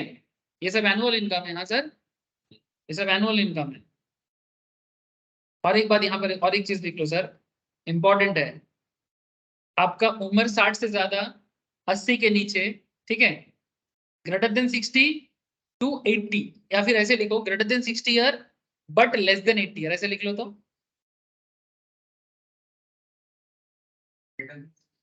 But less than 80, less than का साइन दे देता हूं, हाँ, greater than 60 but less than 80, तो भी आपको नील टैक्स ही देना है। लेकिन साथ में और एक बात लिखो सर, बंदे को रेसिडेंट इन इंडिया होना पड़ेगा। इसका मतलब क्या है समझ रहे हो सर? अगर आप नॉन रेसिडेंट हो और आपका एज 60 के ऊपर है, ठीक है, तो आपको ये बेनिफिट नहीं मिले। मतलब अगर कोई नॉन रेसिडेंट बंदा, अगर कोई नॉन रेसिडेंट बंदा इंडिया में 3 लाख कमाते हैं तो कुछ फर्क नहीं पड़ता, उसका लिमिट वही 2.5 लाख वाला हो। मतलब अगर वो नॉन रेसिडेंट है उसके लिए 60 साल की, मैंने बात को सुनो, आप मानो एक नॉन रेसिडेंट हो, आपका एज 60 से ऊपर है, पर आपके ऊपर 3 लाख का बेनिफिट वाला कॉन्सेप्ट लागू नहीं होगा। आप जो इन जनरल 2.5 लाख वाला नियम है, 2,50,000 वाला नियम है, उसी के अंदर आओगे। इसीलिए रेसिडेंट इन इंडिया वाला वर्ड इंपॉर्टेंट है यहाँ पर। एक छोटा सा वर्ड पूरा खेल बदल देगा। नॉर्मल क्या है ना, लोग जोश में आ जाते हैं, एज देख लिया, रेसिडेंशियल स्टेटस नहीं देख। रेसिडेंस स्टेटस भी लिखना ही होगा। हाँ, क्वेश्चन में दिया रहेगा सर, बिल्कुल। वो रेसिडेंट है कि नहीं है बोल देगा, इवन क्वेश्चन में बोल देता है नॉन रेसिडेंट बोल के टोटल इनकम पे, कि नॉन रेसिडेंट बंदा है, एज इतना है, लेकिन वो नॉन रेसिडेंट का चीज ख्याल ही नहीं किया। 2.5 लाख की उसका लिमिट रहेगा। लेकिन अगर वो मानो रेसिडेंट है तो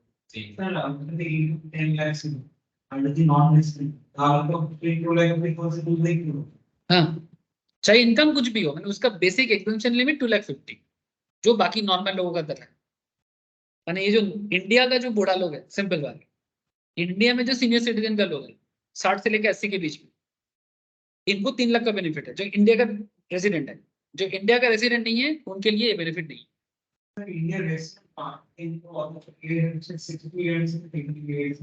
पहले 2.5 लाख की लिमिट, वही तो बोल रहे हैं।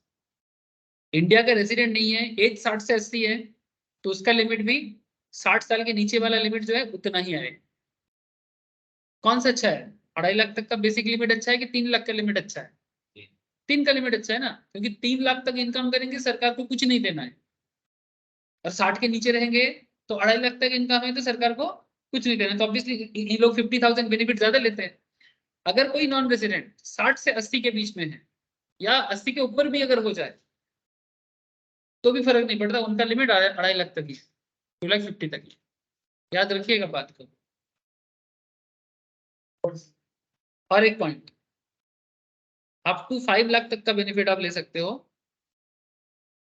अगर आप ग्रेटर देन 80 ईयर्स के हो।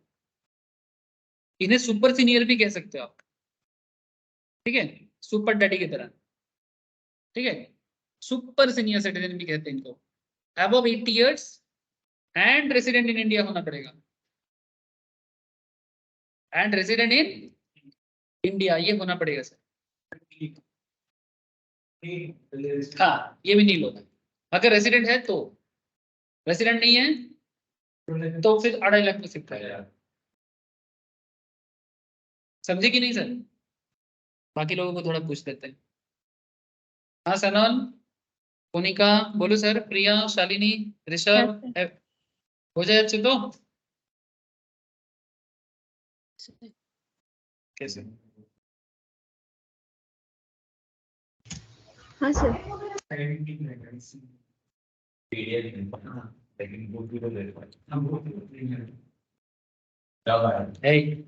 बाद में बात कर लेंगे।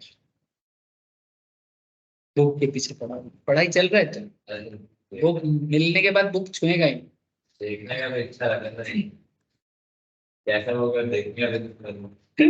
नया नया आएगा, 2-4 दिन प्यार करेगा, फिर छोड़ के इसको बोलेंगे चल पे मजाक कर। अच्छा, तो अप टू 5 लाख हो गया, तो ये सब नील का कैटेगरी है। अब सेकंड में, अच्छा अब क्वेश्चन में एक साथ थोड़ी ना तीनों यूज करना है, जो एज देगा उसके हिसाब से करना है। बात समझो सर, अगर क्वेश्चन पढ़ के ही समझ में आ जाएगा कि बंदा किस एज का है। अच्छा अगर मानो एज दिया नहीं तो क्या मानोगे? एज कुछ बताया नहीं, मानो मिस्टर एक्स एक क्वेश्चन दे रहा है, mister x resident in India ऐसा करके क्वेश्चन दे दिया, एज कुछ बारे में बोला नहीं है क्वेश्चन, ऑब्वियस कुछ नहीं बोलेगा तो बिलो 60 कॉमन सेंस लिख लेना क्वेश्चन में, एज्यूम ही इज बिलो 60, और इंस्टीट्यूट भी यही बोलता है आपको, कुछ नहीं बोला तो बिलो 60, मैंने कुछ नहीं बोला तो बुढ़ा मान लेंगे, ऐसा नहीं, ठीक है। अच्छा, फिर 2.5 लाख से 5 लाख, 2,50,000 से लेके, या फिर 3 लाख से लेके, मैं यहाँ पर और दे रहा हूँ सर, आप और का मतलब समझ जाओगे, स्लैश का मतलब समझ जाओगे, 2.5 लाख या 3 लाख, एज द केस में भी लिख रहा हूँ sir, as the case, up to 5 lakh, up to 5 lakh, कितना 5%, thank you sir. Next, greater than 5 lakh to 10 lakh at the rate 20%, and last level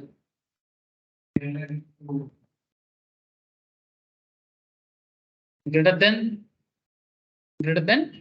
10 lakh, लिख ले, ठीक है, greater than 10 lakh 30%, 5 lakh to 10 lakh 20%। जी सर, स्लैब वाइज चार्ज होगा। अच्छा, इसमें कुछ और इंटरेस्टिंग चीज चर्चा करेंगे, ध्यान से रहो, देखते रहो, जागते रहो।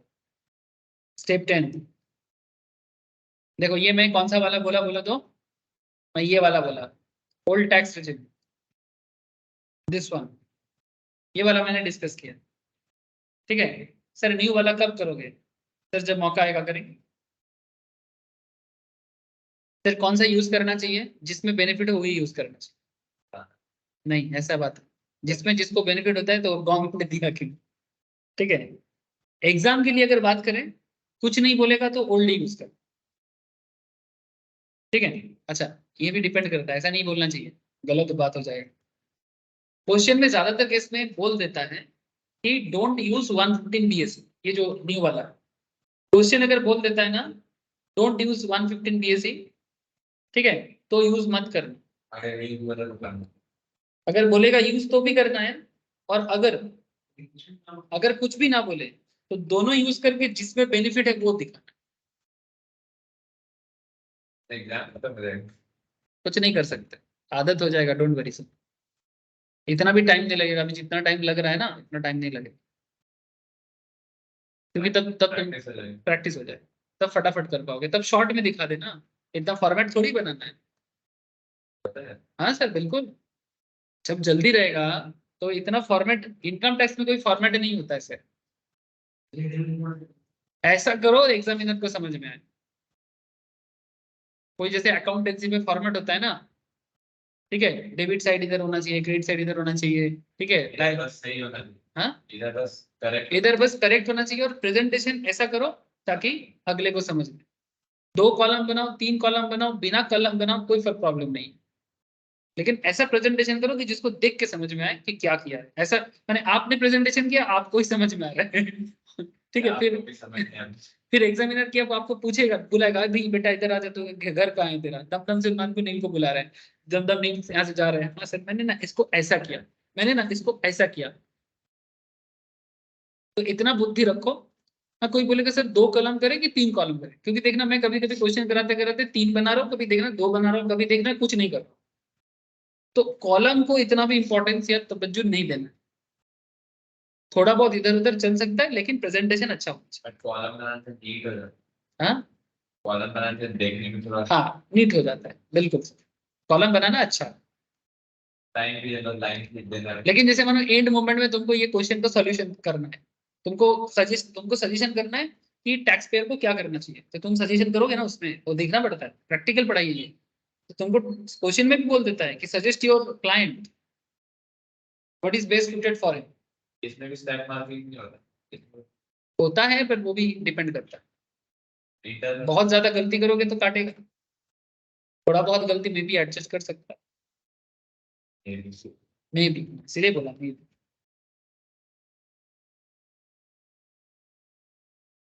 स्टेप 10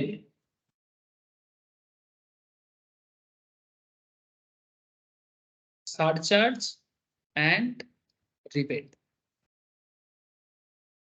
सरचार्ज एंड नील एक काम करेगा, पंखा बंद कर देगा।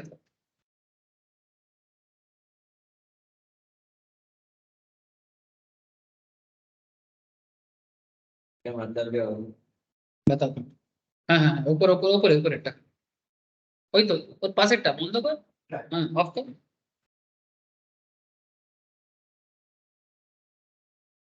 Surcharge and rebate. सरचार्ज का मतलब होता है एक्स्ट्रा टैक्स, रिबेट का मतलब होता है छूट। रिबेट देता है 87A में। Very good sir. आप सब यार हाँ अच्छा बच्चा पढ़ रहा है इस बार। अरे पूरे एक्ट से याद रखने पड़ेंगे।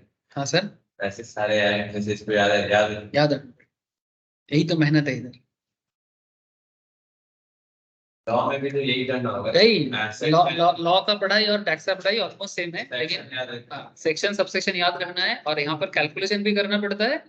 लॉ में कैलकुलेशन का ऐसा सच कोई जगह नहीं।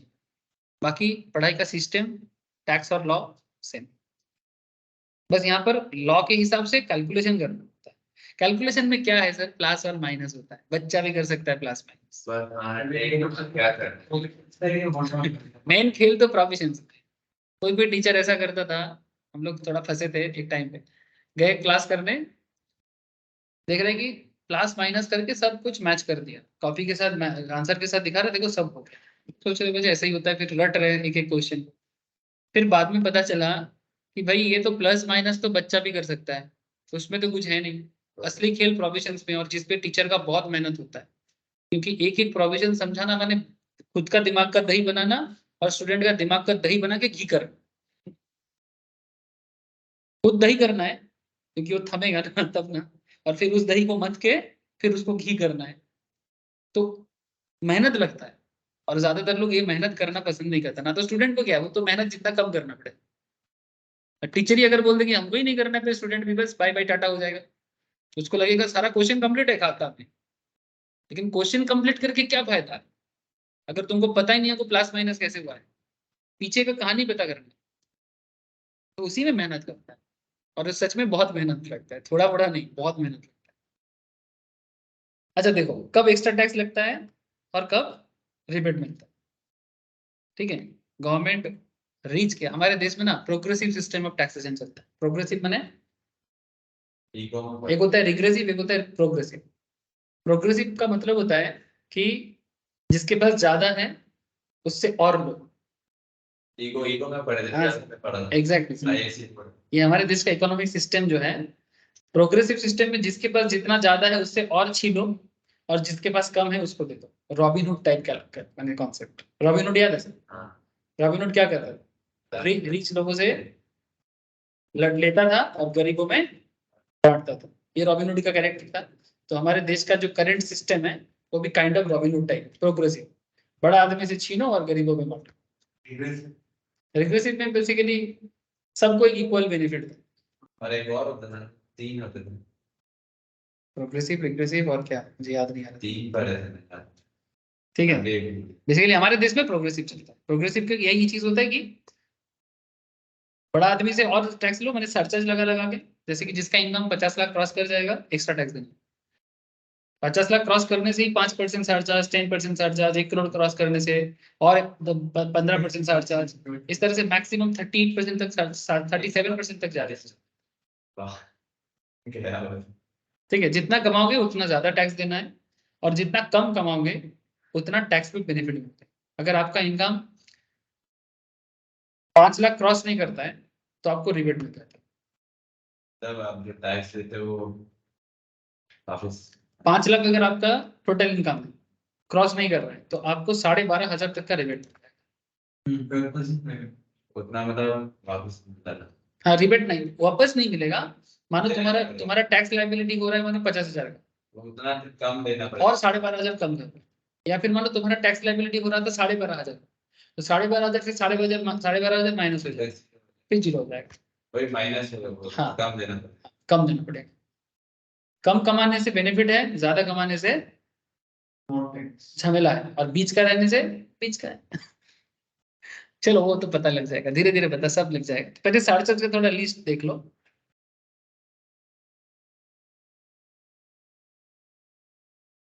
लिखो लिखो लिखो, रुकना नहीं है। टोटल इनकम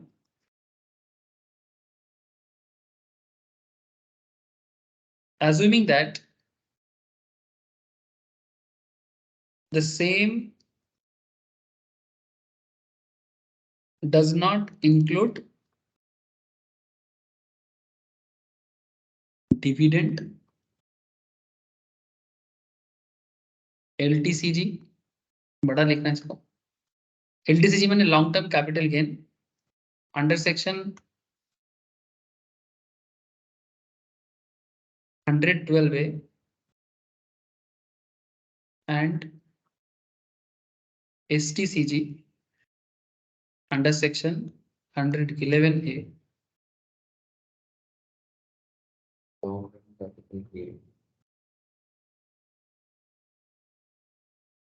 ठीक है, मैंने बेसिकली आपका जो टोटल इनकम होगा उसके अंदर डिविडेंड काउंट नहीं होगा। Point of view note, very important part. Total income जो कैलकुलेशन करेंगे उसमें डिविडेंड इनकम नहीं आएगा, long term capital gain 112A नहीं आएगा, मैंने बेसिकली शेयर मार्केट का इनकम 112A में आता है, और short term capital gain share market का इनकम अगेन 111A में आता है। यस सर, नहीं 15% तो एसटीसीटी में आता है, नॉर्मल शॉर्ट टर्म कैपिटल। ये शॉर्ट टर्म 100,111 है और ये लॉन्ग टर्म 112 है। बेसिकली शेयर वगैरह का जो इनकम है उसमें ये शॉर्ट टर्म में अलग रेट ऑफ टैक्स लगता है, 20% की जगह 10% यूज हो जाता है। अब मैं कैपिटल गेन की चर्चा में भी नहीं जाना चाहता, जब ये चर्चा करूंगा तब मैं बताऊंगा। बस फिलहाल इतना याद रखो, क्योंकि डिफरेंट रेट ऑफ टैक्स का बेनिफिट मिलता है, इसीलिए जब टोटल इनकम के अंदर dividend income, long term capital gain 112A और long short term capital gain 111A जैसा टॉपिक अगर आएगा तो उसको बाहर करना, एक्सक्लूड करना, उसको छोड़ के बाकी जो इनकम रहेगा उसको देखना। ठीक है, फिलहाल जिसको ये सेक्शन पता है, फिर से बोल रहा हूँ, वो एंजॉय करे, जिसको पता नहीं है वो और ज्यादा एंजॉय करे, क्योंकि उसको सुबह उसको अभी हेडेक नहीं लेना। ठीक है, जिसको पता है वो हेडेक ले लेगा ना, कहाँ पढ़े थे थोड़ा याद करना पड़ेगा। जिसको पता नहीं है वो एंजॉय करे। अच्छा, सरचार्ज, क्योंकि सब एक साथ सब बारे में बात करना चालू कर दूंगा ना, खिचड़ी पक जाएगा। मैं अभी खिचड़ी नहीं पकाना चाहता, इसीलिए बोला ये बड़ा scientific step by step process है, एक साथ समझ में नहीं आएगा। जब जो मैं अभी स्किप कर रहा हूँ वो कभी ना कभी मैं पढ़ाऊंगा।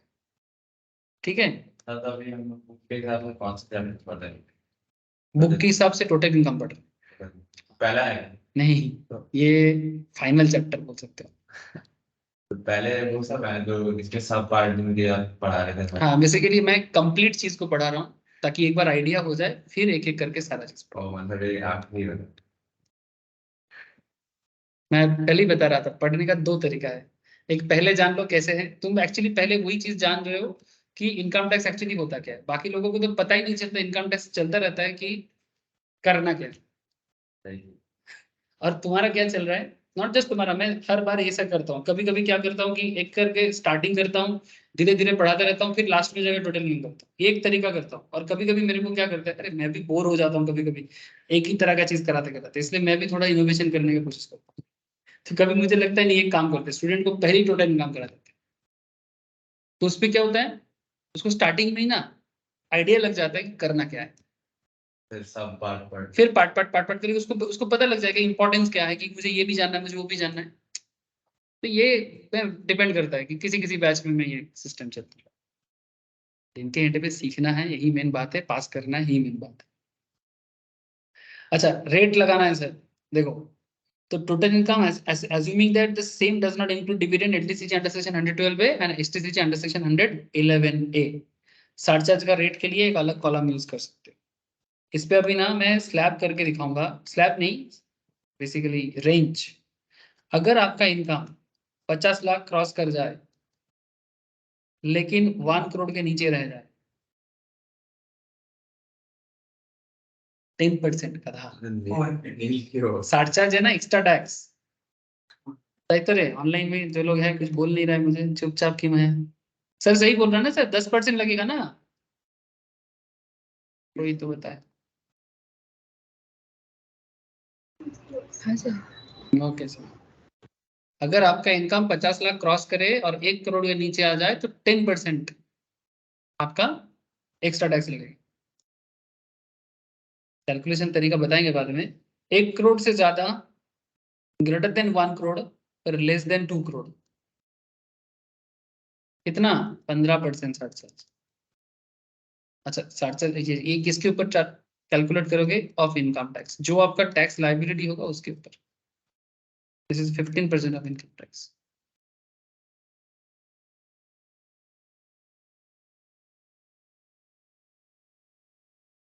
अनदर करो सर।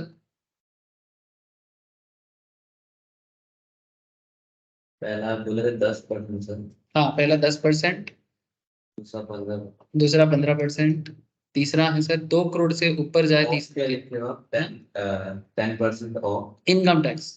इनकम टैक्स 2 करोड़ से ऊपर एंड 5 करोड़ से नीचे, लेस देन इक्वल्स टू कितना सर? 25% of income tax. ওটা ছিল হচ্ছে 50 লাখ যদি এক্সিড করে তাহলে নিব। 50 লাখ যদি এক্সিড করে তাহলে নিব। কেন? 50 লাখের উপরে 1 কোটি নিচে হলে 10%। नहीं वो नील का नाम। 15 लाख तक 50 লাখ থেকে যদি কিন্তু 1 crore থেকে যদি কম হয় তাহলে 10%। नहीं सर, मैं मतलब 15 लाख के ऊपर आपकी इनकम है और 50 लाख के नीचे तो क्या हो, वो उनका कहने में तो 50 লাখের যদি নিচে হয় हाँ। ইনকাম, 15 से 50 के बीच में। না 15 के 10 लाख के ऊपर चला जाए। नहीं, मैं न्यू में ऐसे लिखा है ना, दोनों का असली मैं अभी न्यू का बात छोड़, चलिए 10 और 50 के बीच में तो क्या होगा? 10 और 50 के बीच में सरचार्ज नहीं है, वो 30% मैक्सिमम। না এবার যদি 50 লাখ যদি এক্সিড না করে তাহলে নিব। अंतर नील सरचार्ज। वही समझ गया सर, आप लोगों का क्वेश्चन में समझ गया। और अगर किसी का इनकम ग्रेटर देन 10 लाख है पर लेस देन 50 लाख है, वही ना? सिंपल बात है सर, ग्रेटर देन 10 लाख और 50 लाख के बीच में होगा ना तो फिर कोई सरचार्ज नहीं है, नो सरचार्ज। ठीक है, एंजॉय करें। मिडिल क्लास है, ये मिडिल क्लास है। मिडिल क्लास को और प्रेशर गवर्नमेंट नहीं करेगा, इसी में मिडिल क्लास पागल हो जाता हो गए सर, कमाई जा रहा है सर, है। पागल तो हो गई, कमाई तो चलता रहा। ठीक है, मिडिल क्लास का 50 लाख तक इनकम है तो मैंने हायर मिडिल इनकम ग्रुप है, समझ लो सर। 50 लाख तक इनकम जा रहा है मैंने हायर मिडिल क्लास तक चला गया, और इसके ऊपर चला जाएगा तो रिच बन जाएगा। समझ गए सर? এখন মানে মিডল ক্লাস থেকে কাট করে দিচ্ছে এখন লাইক পুয়ার এন্ড রিচ করে দিচ্ছে। क्या মিডিল ক্লাস কাট করে দিচ্ছে? তাই না? না, কোথায় কাট করেছে? ये पूरा टैक्स तो मिडिल क्लास लोग ही तो ज्यादा है ना हमारे देश में। जैसे लेंगे ठीक है, तो उसी से तो लेना पड़ेगा। रिच लोग कितना है? 1% भी नहीं, नहीं 5% से 5 तो 10। प्रॉपर जैसे जो हाँ हाँ वही 50 लाख के ऊपर का जो इनकम ग्रुप है, करोड़ 1 करोड़ से ज्यादा जो कमाते हैं 50 लाख के, इसका संख्या इसको बोलते हैं HNI, high net worth individuals. ठीक है, इसका 5 to 10%। और तू ये जो बता रहा था, ये जो 15 लाख था वो भी सेम कॉन्सेप्ट आएगा। फिलहाल मैं इसको वही दोनों के सेम तो होगा, सेम दोनों में सेम, मैं उसमें भी बात नहीं कर रहा हूँ क्योंकि कंफ्यूज हो जाओगे। अच्छा, तो 2 करोड़ के ऊपर 5 करोड़ के नीचे 25% का, हाँ। और अगर आपका इनकम 5 करोड़ क्रॉस कर जाए तो 37%। 37 थैंक यू सर। 37% ये हो गया सर हमारे देश का सरचार्ज लेने का मैक्सिमम उपाय। 5 करोड़ के ऊपर अगर एनुअल इनकम है 37%, इससे ज्यादा इनकम कुछ भी हो जाए 37% ही मैक्सिमम।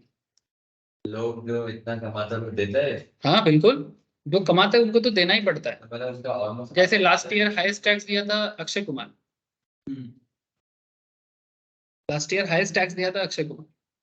एक साल में 3-4 मूवी निकालता है, एडवर्टाइजमेंट भी अच्छा खासा कर लेता है फ्लॉप भी अच्छा होंगे। लेकिन वो सबसे ज्यादा टैक्स दिया है लास्ट बार, उससे लास्ट बार लगातार शायद 2 बार वो टॉप 5 में है। एक बार ऐसे बात हुआ था उसका तो सिटीजनशिप कनाडा का था, ठीक है, पर रेसिडेंशियल रेसिडेंशियल में तो देना ही पड़ेगा। नहीं हो, जब उसका स्टार्टिंग में जब नौकरी वगैरह करने के लिए कनाडा चला गया था, तो उसके बाद इंडिया का सिटीजनशिप उसका एक साथ। इंडिया में क्या है ना, तुम अगर दूसरे जगह का सिटीजन हो तो इंडिया में तुमको सिटीजनशिप नहीं मिलता है आप रेसिडेंशियल के हिसाब से रेसिडेंशियल के हिसाब से। लेकिन रिसेंटली काफी लोग नहीं, ऐसे उसको करना ही था, क्योंकि आप अभी तो कनाडा के साथ उसका कुछ है नहीं, ठीक है। लेकिन क्या है ना, वो टाइम लगता है उसको चेंज वगैरह करने में। गवर्नमेंट को अप्लाई करके रखा था, रिसेंटली चेंज किया 2022 पता न्यूज में भी आया।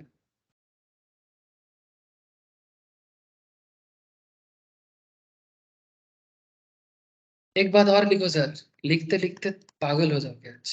It may be noted that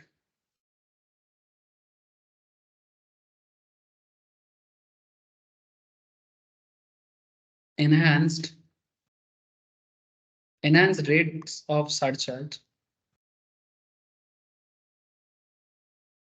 at the rate 25% and 37% will not apply in respect of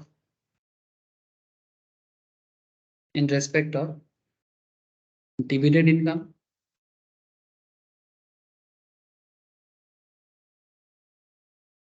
LTCG माने लॉन्ग टर्म कैपिटल गेन। हाँ sir, LTCG under section 112A and STCG under section 111A। Don't worry, जो लोग ये section के बारे में नहीं जानते, जब कैपिटल गेन पढ़ेंगे जान जाओगे सर। जिनको पता है वो प्लीज रिवाइज कर लो। ओके, और एक चीज लिख लो सर, खत्म ही नहीं होता, बहुत कुछ अभी तो बहुत कुछ बाकी है। रिबेट अंडर सेक्शन 87 है, ये अलग पॉइंट है।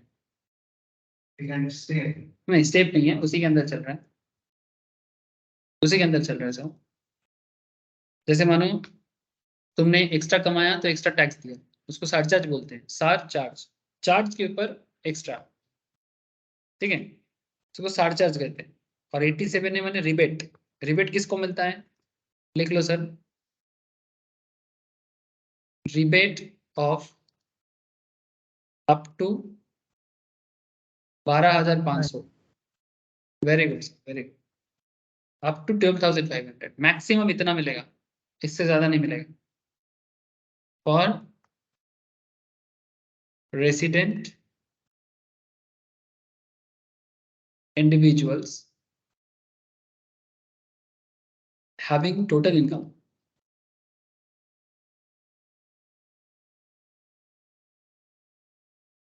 up to 5 lakh, up to 5 lakh। यानी आपका एनुअल इनकम अगर 5 लाख तक का है तो भी जाके आपको रिबेट मिलेगा।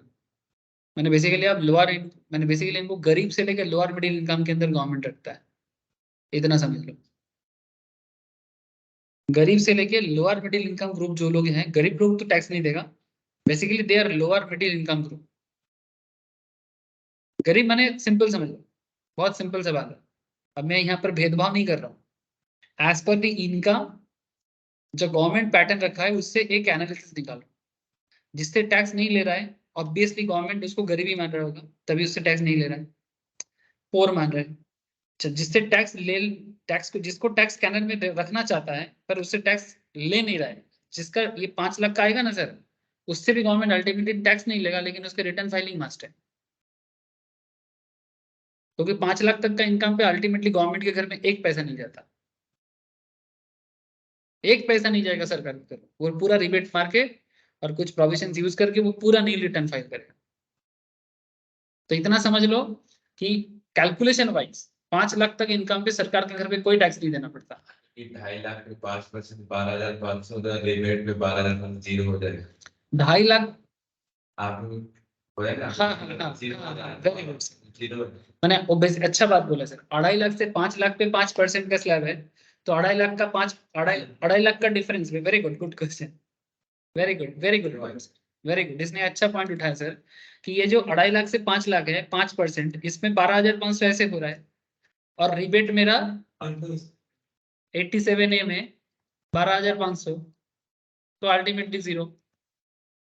इसीलिए बहुत लोग बोलते हैं कि 5 लाख तक कोई टैक्स नहीं, लेकिन ये गलत बात है। 5 लाख तक टैक्स देना नहीं होता है एज पर प्रोविजंस। आज 87A है बोल के बेनिफिट ले सकते हैं, लेकिन अगर 87A कल गवर्नमेंट हटा देता है तो देना पड़ेगा। और जिनका इनकम 2.5 लाख क्रॉस करते हैं उनके रिटर्न फाइलिंग मस्ट, उनको रिटर्न फाइल करना है, नहीं करेगा तो फंसेगा, आज नहीं तो कल। लेकिन सर अगर इनकम आपका 2.5 लाख क्रॉस नहीं करता है, आप बेफिक्र रहो, कोई दिक्कत नहीं है, ठीक है। मतलब बेसिकली जिनका 2.5 लाख एनुअली इनकम किसी भी तरह से, चाहे बिजनेस करके हो, चाहे जॉब करके हो, किसी भी तरह से हो, नहीं छूट। समझ में आ रहा है ना सर? हाँ, अच्छा। और एक बात लिख लो sir,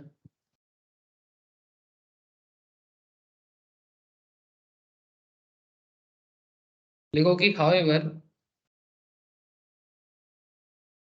rebate under section 187A is not available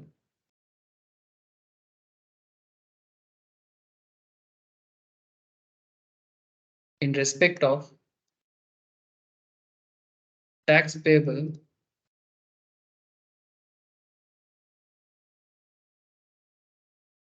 at the rate 10% on LTCG under section 112।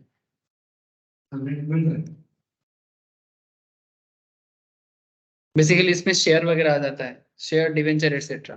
क्या होता है सर इसमें? नहीं, अगर मानो देखो एक्चुअली क्या है, लॉन्ग टर्म कैपिटल गेन में नॉर्मली रेट चलता है 20% का, लेकिन 112A यूज करके मानो किसी का लॉन्ग टर्म शेयर है, ठीक है, मैं शेयर का बात कर रहा हूँ क्योंकि लॉन्ग टर्म कैपिटल गेन में से बहुत सारा बाइफर्केशन है। लैंड बिल्डिंग का एक अलग हिसाब होता है, शेयर वगैरह का अलग हिसाब होता है, ज्वेलरीज वगैरह का अलग हिसाब होता है, डिवेंचर बॉन्ड का अलग हिसाब होता है, सबका अलग अलग एक है। मैं उतना डिटेल्स में नहीं जा रहा, मैं बस इतना कह रहा हूँ आपको कि शेयर के केस में जैसे होता है कि अगर 112 है उसी केस में लगता है।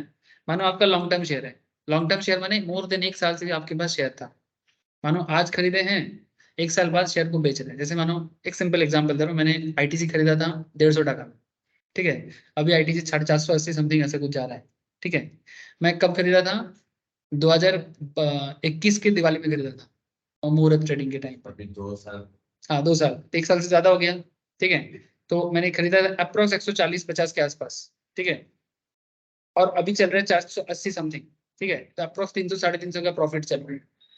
तो अभी ये प्रॉफिट तो जो है कैपिटल गेन हो गया मेरा। लेकिन क्या कह रहे हैं कि अगर मैं इसको जब, अगर मेरा एक, अच्छा ये कैपिटल गेन भी अगर 1 लाख से ज्यादा होगा तो ही टैक्स देना, नहीं तो नहीं। मान के चल रहा हूँ कि 1 लाख से ज्यादा है, और इसके ऊपर मानो मेरा 1,10,000 या 1-1.5 लाख का मेरा कैपिटल गेन हुआ है, इसमें मेरे पास 2 ऑप्शन होता है। अगर मैं इसमें 20% टैक्स दिखा दूं ना, दिखाऊंगा नहीं, क्योंकि मैं क्यों फालतू में एक्स्ट्रा दूंगा, गवर्नमेंट मेरे को 10% का बेनिफिट देता है कि हम चाहे तो उस पर 10% का बेनिफिट ले सकते हैं।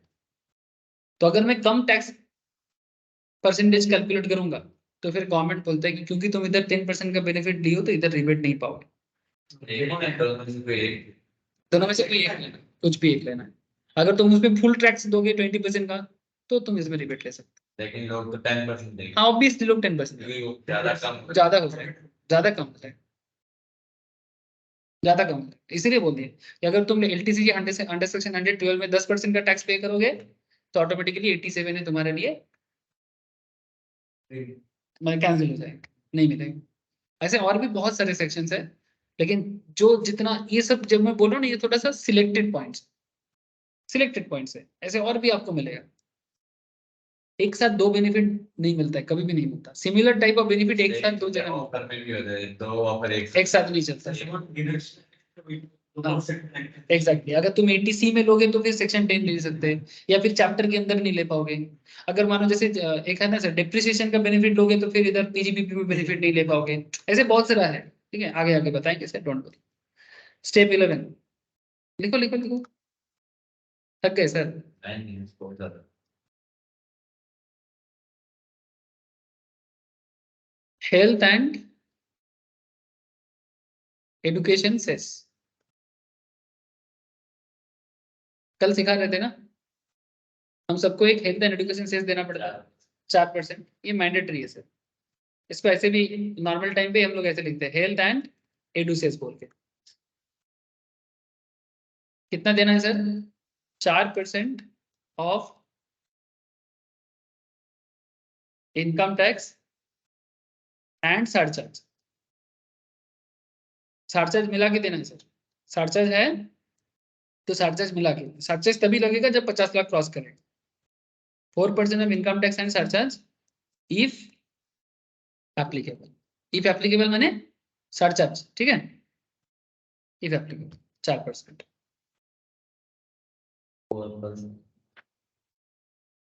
लिखा या दिखाऊं फिर से? लिख लो। आप लोग बोलो सर। सनोन, प्रिया, शालिनी, ऋषभ, मोनिका, ठीक है सर? समझ में आ रहा है ना? है सर। Very good. रिकॉल हो जा रहा है एकदम पूरा, जिनका पढ़ा हुआ था रिकॉल हो रहा है कि आखिर करना क्या है।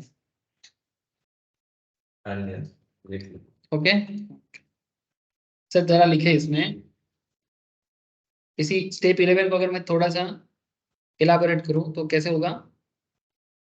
Total tax liability, total tax liability equals to tax on total income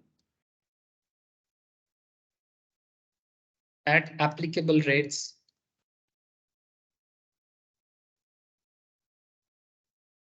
plus surcharge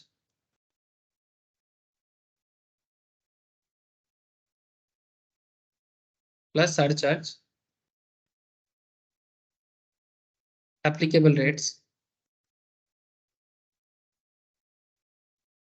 जब total income greater than 50 lakhs, ठीक है, और रिबेट। अच्छा, कभी ऐसा हो सकता है क्या सरचार्ज रिबेट एक साथ आ जाएगा? ऐसा कभी हो सकता है? कभी नहीं हो सकता। हो ही नहीं सकता, ठीक है। तो कभी ऐसा, इसीलिए और, ठीक है, जिसको सरचार्ज मिलेगा वो उसको कभी रिबेट मिल ही नहीं सकता, और जिसको रिबेट मिलेगा उसको सरचार्ज कभी नहीं लगेगा। Rebate under section 87A if total income less than equals to 5 lakh, ठीक है। इसके साथ ऐड करना है, इसके साथ प्लस करना है, इसके साथ प्लस करना है। अच्छा, अगर मानो आपका रिबेट करने के बाद 0 टैक्स हो गया तो भी क्या देना है? सेस। अब 0 के ऊपर 4% लगा दो तो क्या आएगा? कुछ नहीं आएगा। समझ गए सर? लेकिन मानो रिबेट देने के बाद भी कुछ टैक्स देना पड़ता है, सपोज 5,000 कुछ समथिंग आ रहा है, ठीक है, तो फिर हो सकता है, लेकिन नॉर्मली रिबेट जो लेगा उसको तो पूरा ही चला जाएगा।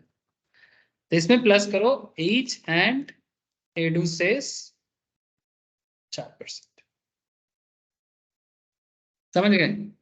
सिस्टम समझ गए ना कि कैसे होता है? टोटल टैक्स लायबिलिटी कैलकुलेट करना है तो ये 3 चीज, tax on total income and applicable rates, surcharge applicable rates. Total income अगर 50 लाख क्रॉस करे तो सरचार्ज लगेगा, रेट आपको ऑलरेडी मैंने बता दिया।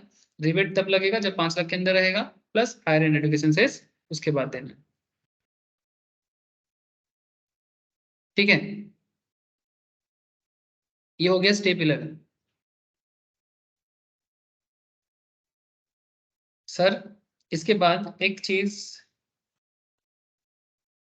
2 स्टेप ऐसा है जो मैं नेक्स्ट क्लास में कराऊंगा, जिसका एग्जाम नजदीक है।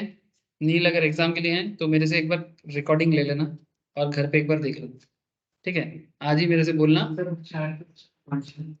हाँ वही मैं बता रहा हूँ सर, एक्चुअली इसमें एक टॉपिक है, लेकिन आज ये स्टार्ट करूंगा तो अभी 1 घंटा और लगेगा।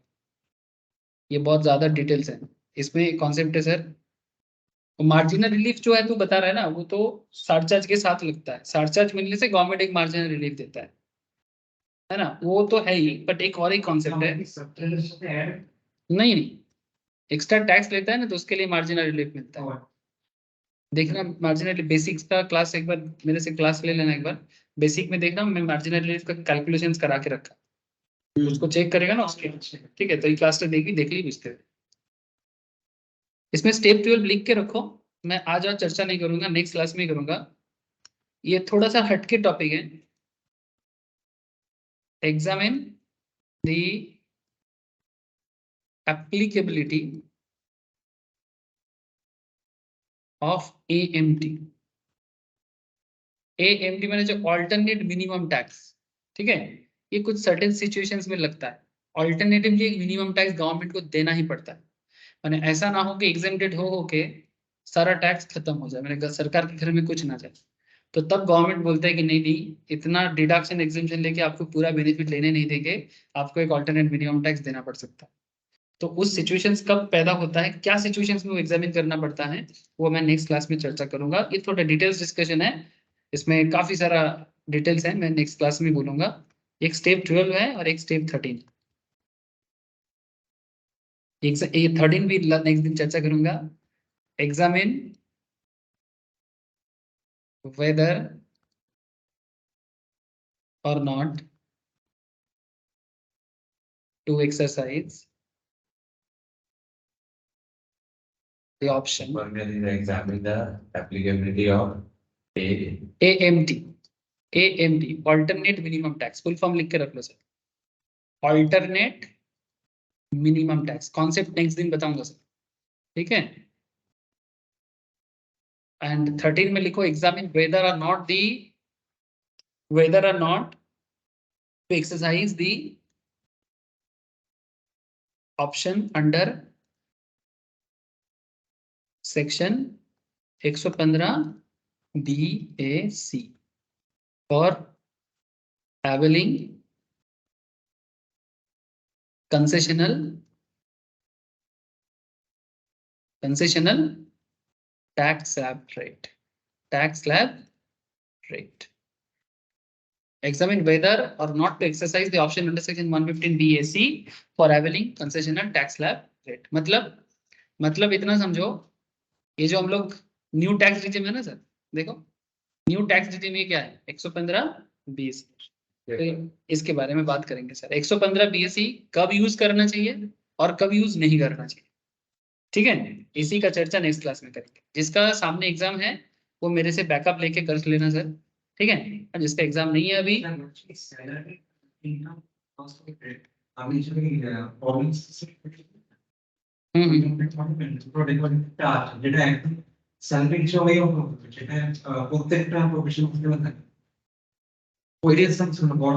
हम तो लिंक पढ़े जरूर दे नहीं।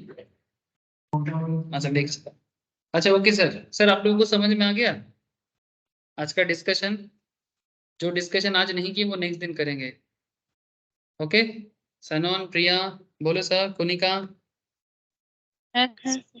हो जाएगा? अच्छा तो एक काम करना सर, बहुत अच्छे से उसको रिवाइज करके रखना, ठीक है? ताकि नेक्स्ट क्लास में जब क्वेश्चन स्टार्ट कर देंगे प्रैक्टिस के लिए, तब ना ये स्टेप्स में गड़बड़ नहीं होना चाहिए, ठीक है सर? तो अच्छे से रिवाइज करना, इजी चीज है पर प्लीज रिवाइज करना अच्छे से। ओके सर, फिर बाय। आज इतना ही है, नेक्स्ट क्लास में मिलते हैं। Okay sir, thank you. Sir हाँ सनोन बोलो। सर एक बार स्टेप 11 दिखाइए ना। कौन सा स्टेप 11। स्टेप 11? हाँ सर। स्टेप 11 कहाँ गया भाई? ये रहा सर पीछे और कितना पीछे? सर यही तो स्टेप 11 है। इसका बाद वाला पॉइंट। के बाद हाँ सर